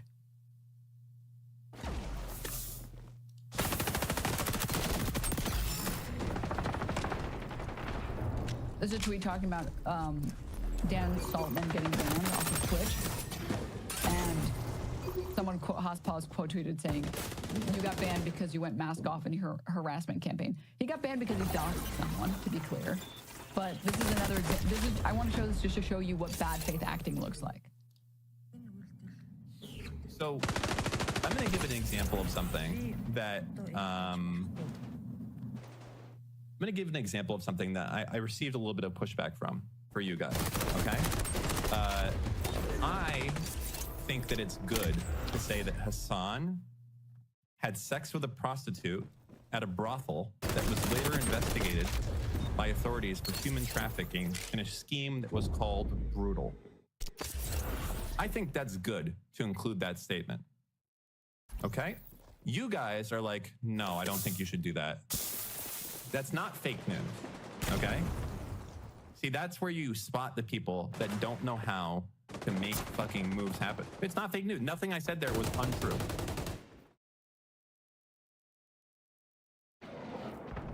Everything I said there is 100% true. I'll say it again.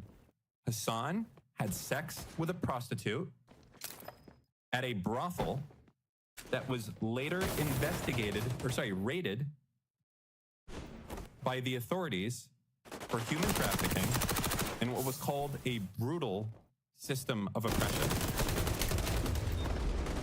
That's true. Every part of what I just said is true. 100% of it.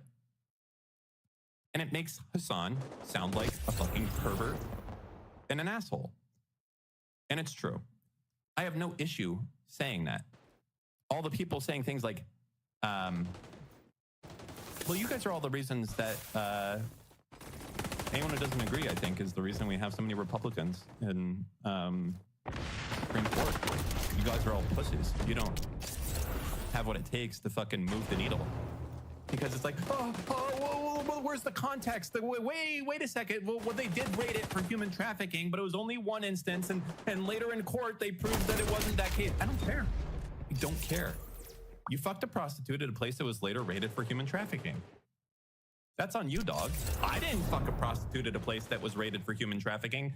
That was you. You fucked a prostitute. You guys understand, yes? Is it true that that brothel was raided for human trafficking? Yes. Were they later found to not be human trafficking and then they sued because they weren't doing any human trafficking? Also, yes. But you don't have to report on the second one. You can just report on the former. This is what I mean when I say this is why I'm not going to use the word Zionist anymore. If people want to be bad faith, they will be bad faith.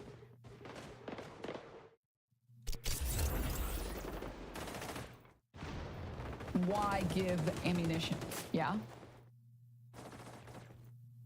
Like, these are people who will explicitly remove context when it is beneficial because they are an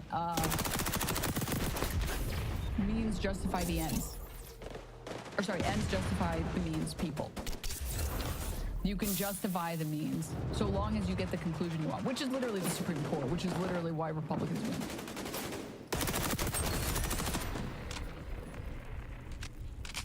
So yeah, when Ethan Klein puts out a video talking about Twitch saying Zionist is a slur now, like, why would I continue to use the word Zionist? I know that it means political affiliation. Twitch knows that it means political affiliation. But if bad faith actors are going to bad faith, why use it anymore? Today's topic is Twitch's new update on hateful. God, he sounds like he's fucking dying, dude. All the hatred in his body is like going straight into his brain. It's making him sick. Also, man, this is pathetic. An Ethan Klein video, 5 days, and it has 93K views. Jesus.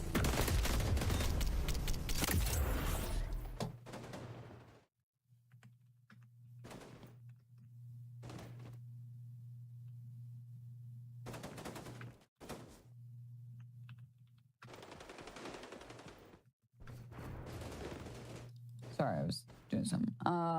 Where are we at? Wanted to see something. Damn.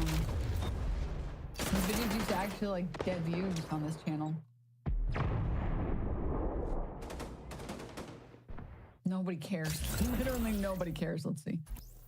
Today's topic is Twitch's new update on hateful conduct policy. It's official. Twitch has said Zionism as a slur Do you see? is no longer allowed, people. You can't just call anyone a Zionist anymore.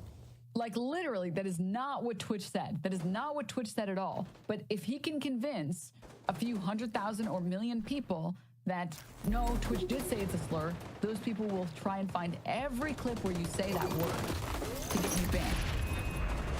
More. And I can still use other terms that are just as accurate, like genocide apologist, which he is.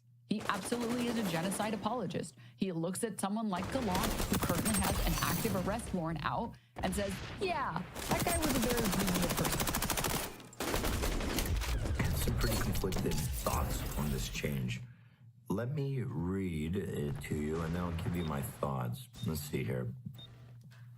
Our hateful conduct policy is designed to protect our community from attacks based on a person's protected characteristics such as race, nationality, religion, or sexuality. The policy prohibits harmful behavior, like suggesting that a victim of harm deserved it, or sharing a hateful image or symbol. An image of hate. I'm really curious. Hateful image or symbol. Does that include the Houthi flag that says a curse upon the Jews? Because that is still up on Hassan's channel, just Hassan isn't going to get banned, little bro. Keep trying all you want. for the record, but maybe they Keep going until you get like 1K live viewers on your fucking podcast, man. Just keep on going. Just keep digging your grave, dude. Just keep going, keep going.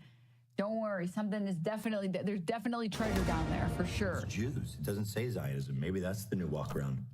They're like, yeah, no, fuck it. I said Jews, not Thanks, Zionists. Goldie. The language used to cause harm and spread hate changes over time. So true. To ensure our policies adapt to those changes, we review them and how they're applied to prevent those harms. So admirable. As part of our hateful conduct policy, we prohibit the use of terms that may not be harmful or abusive in isolation, but can be used as a slur or to I'm having trouble with this word. What the denigrate? Oh, denigrate.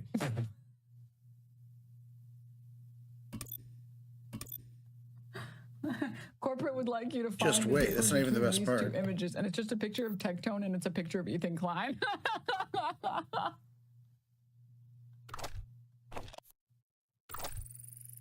Just wait. Oh, but the words in it, they're too hard to read. Dude, we have the trifecta right now. The Tectone, Ethan Klein, Aiden Ross trifecta.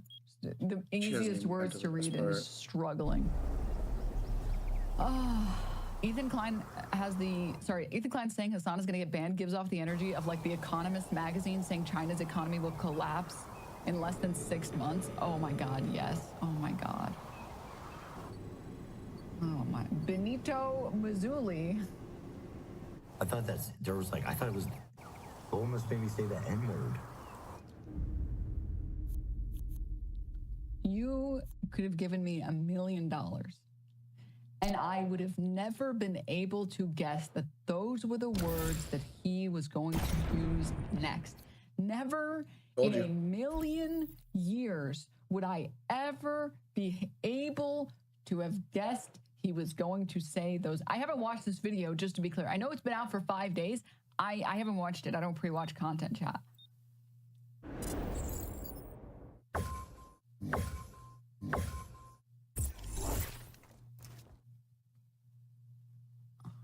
You know what it's giving?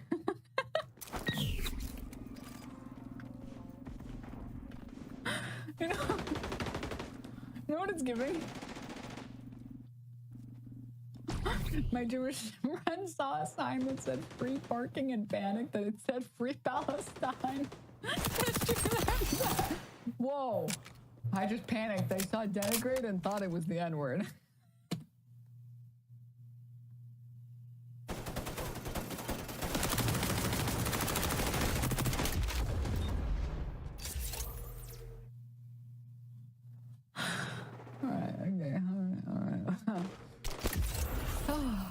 I'm telling you, this denigrate word is dangerous. I almost said that, you guys. I would have been in violation of this very thing I'm reading. Unintentionally, of course. But can be used as a story to denigrate others in certain contexts. In line with that approach, starting today, using the term Zionist to attack or demean another individual or group of people on the basis of their background or religious beliefs is against our rules. We recognize that Zionist and Zionism also refer to a political movement. Using the term to refer to a political movement, whether in a supportive or critical way, does not violate our hateful conduct policy. Our goal isn't to stifle conversational criticism of an institution or ideology, but to prevent coded hate directed at individuals and groups of people. We include examples of the language we prohibit in our enforcement here. We want to make sure that our hateful conduct policy continues to be flexible and yada, yada, yada, yada, yada. Here's my take.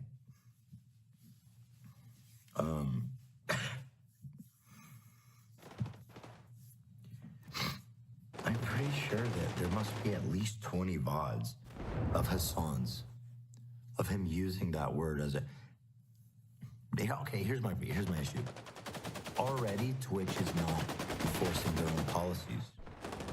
The Houthi videos, of the propaganda videos, of interviewing the terrorist kid, of the Houthis like storming this shipping boat, it's still up on Hassan's channel, and he has not been punished.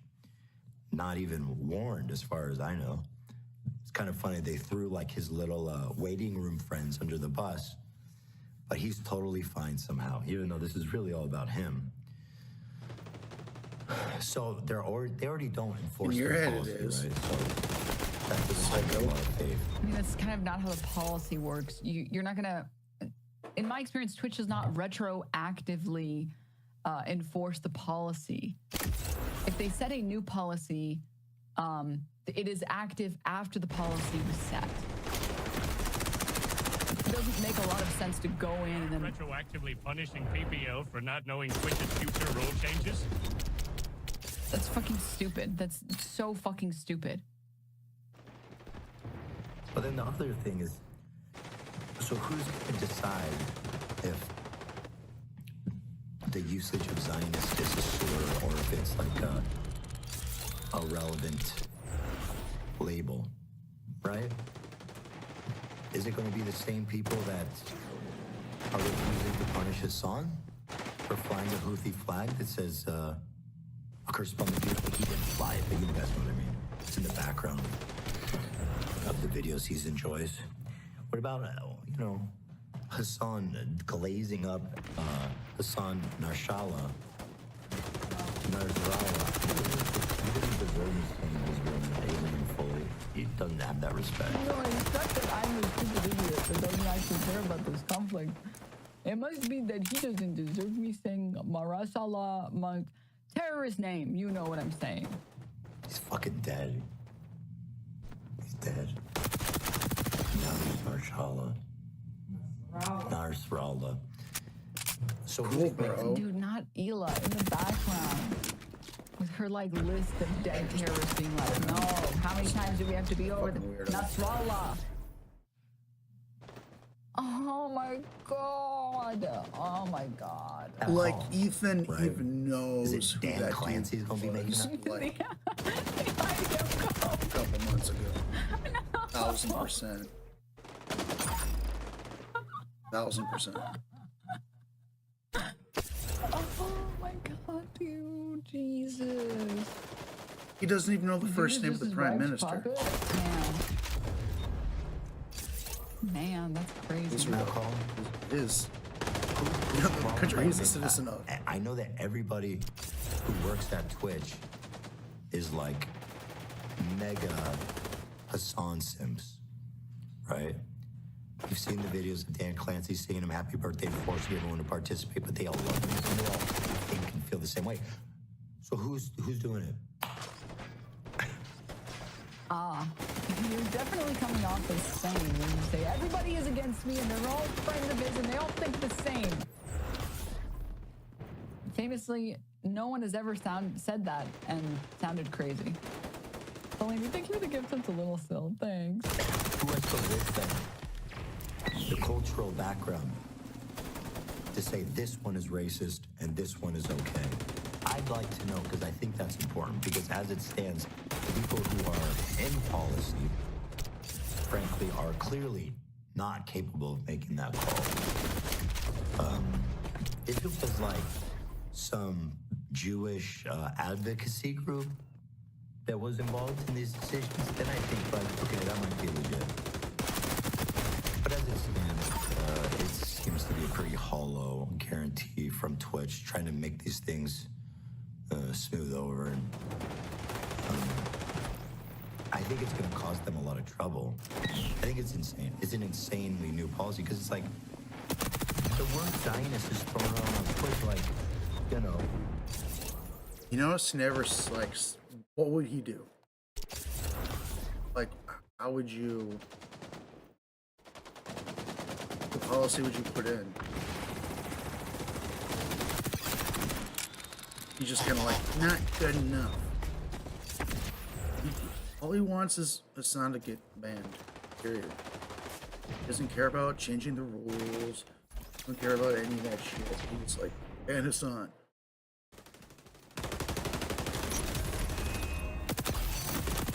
It's just not gonna happen because, like, he's full of shit.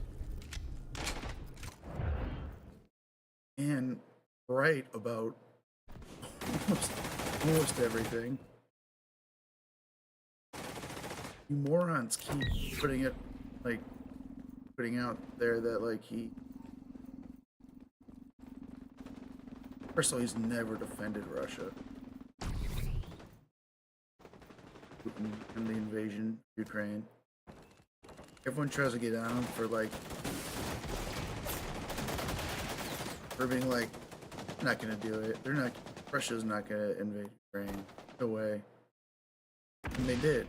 You know what? A lot of people didn't think they were gonna do it, but they were like, why would they do that? Everyone, like, if they want any goodwill on the world, that would be like a colossal mistake. That's why he thought they weren't gonna do it. But they did it because they're insane, apparently. Hassan would say the same. People are just like, just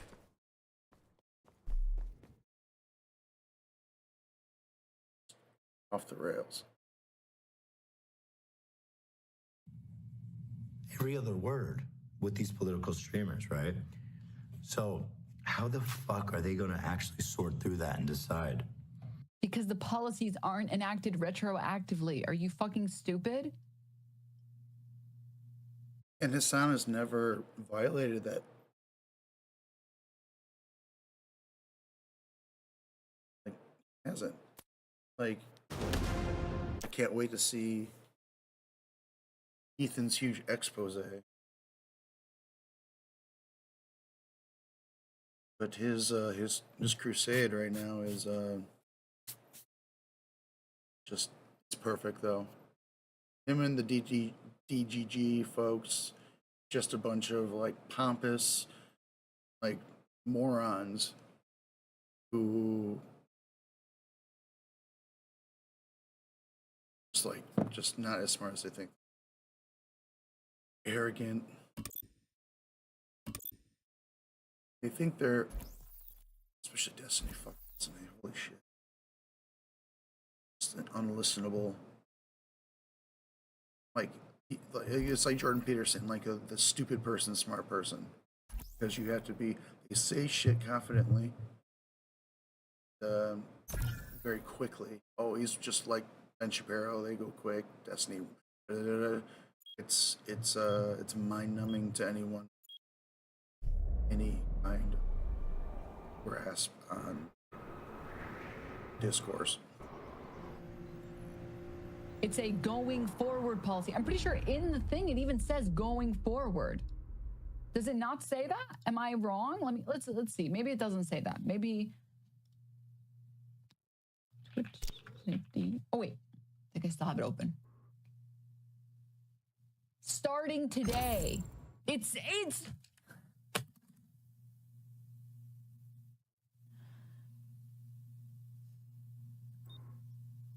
reading is hard, guys. Okay, reading is hard.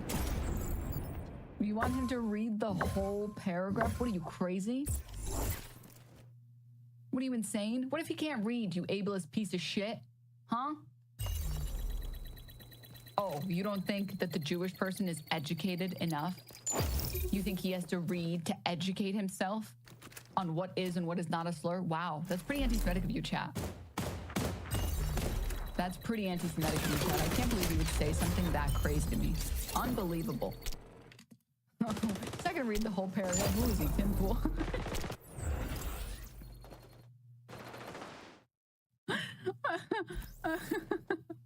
It literally says in the policy, in line with that approach, starting today, using this term, blah, blah, blah, blah, blah, blah, blah. And then they're gonna get like massive tons of reports. I don't know how they're gonna do it. I doubt that I don't even doubt that they'll ever even enforce that rule one time. Not even one single time. So yeah, empty, hollow.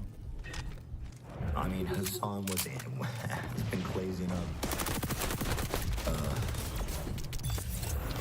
This dude, Bad Empanada, if you guys know who that is, he's like actually psychotic, and he's been making a lot of hate videos about me and calling Ela a terrorist and baby killer. Dude, every time Ethan Klein brings up Bad He never Empanada, says baby I like killer. him a little bit more. That's Where the do you truth. get that? I didn't really have strong opinions Even though- on him, and every time he brings him up, I'm like, stop making him sound base, man. Come on. Possibility. Stop. Thank you for the 12 months. Thanks. Thank you. All this. And Hassan's been enjoying his videos. I think Bad Empanada has the same, I don't want to call it a problem, but he has the same sort of vibe that like Sean has, where from my understanding his videos and his takedown videos are really good, but some of his Twitter posts are like,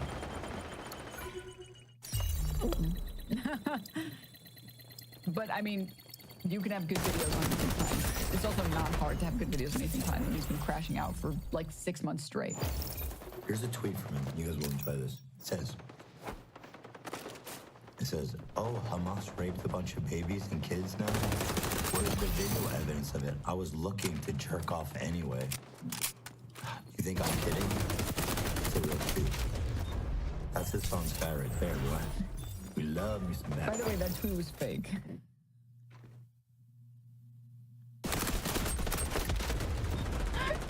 He's never gonna live that down. That's some fake ass shit.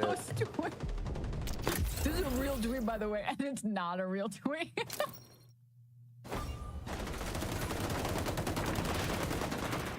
Bad Empanada.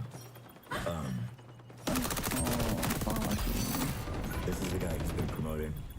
There's an active genocide going on, which is receiving crucial backing from the U.S. government by President Joe Biden. If you are an American, these people are within your reach. Coincidentally, the U.S. is one of the easiest countries in the world to buy a gun. I'm starting to see why Hassan likes this guy. I mean, Hassan did tweet out. It's like your old relative showing you a QAnon post on Facebook. Yes. Has anyone seen? We watched it together, but there was a docu-series on the QAnon people, and there was this one section where one of the QAnoners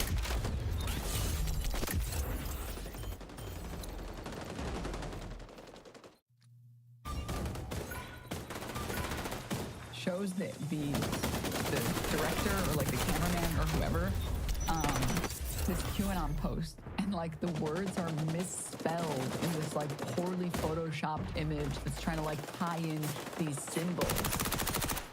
And he's like, wow, that word is misspelled. Do you think they did it on purpose? And he's like, oh, it is. Yeah, they have to have done it on purpose. That's watching right now. Look at this real post. It's not a real post.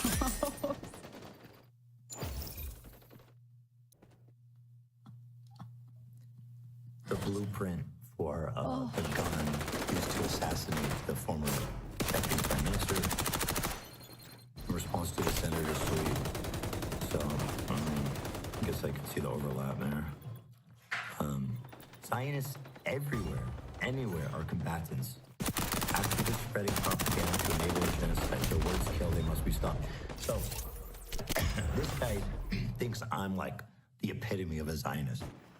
And that Hila is like literally killing babies on her free time for fun. So when he says Zionists and everywhere are combatants, he's literally saying right here to kill Jewish people. Because let's be real. Who's splitting the hairs on that one? We can have a Twitch censor being like, no bad empanada. Don't kill Ethan. Dude, his love for Israel committing a genocide is killing him from the inside. Bad empanada even on Twitch? When we get some sort of left streamer network one day, I really enjoy the fun collab streams, but I can't watch those jerks from OTK anymore. Every time I see them, I want to vomit. I think it'd be really cool if we had like an org that wasn't filled with a bunch of, briefs. Maybe one day. He doesn't fall under the term kindness as a political movement. It's just a slur when you say it to him.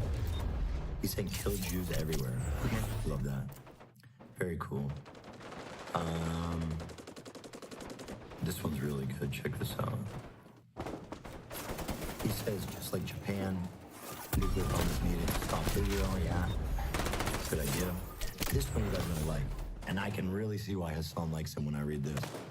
9/11 was an attack on a legitimate military target. Those within the tower were the soldiers of Western financial imperialism.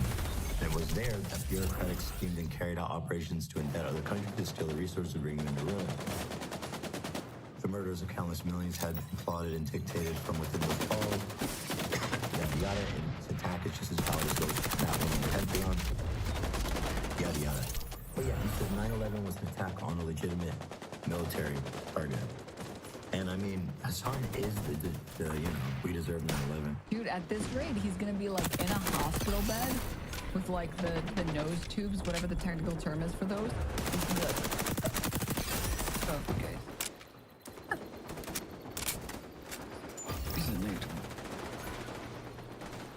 And you just like hear the heart monitor in the background.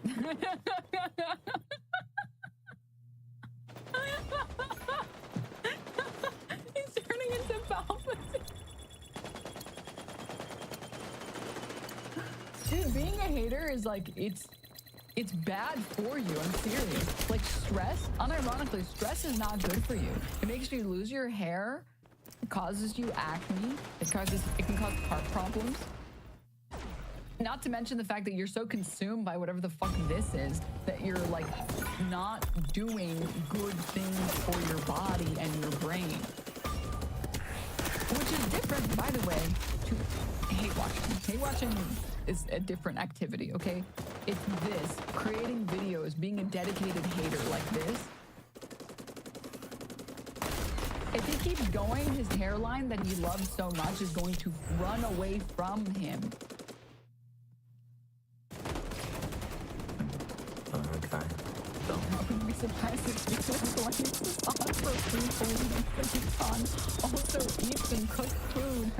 Hassan must have been behind this. I went to get baklava yesterday. And Israeli food. Many people will tell you it's not Israeli, but it's actually Israeli. Israeli people invented it. And the baklava gave me food poisoning. You know who else makes baklava? Turkish people. You know who else is Turkish? Hassan. Twitch, you need to ban him now. You need to ban him now. I get it. I see why he likes him. But the point is that even if Hassan somehow purges the word Zionist from his vocabulary, which I doubt, he's still promoting backdooring people like that. He might now. Who are genuinely genuinely sick, fucked up dudes, man.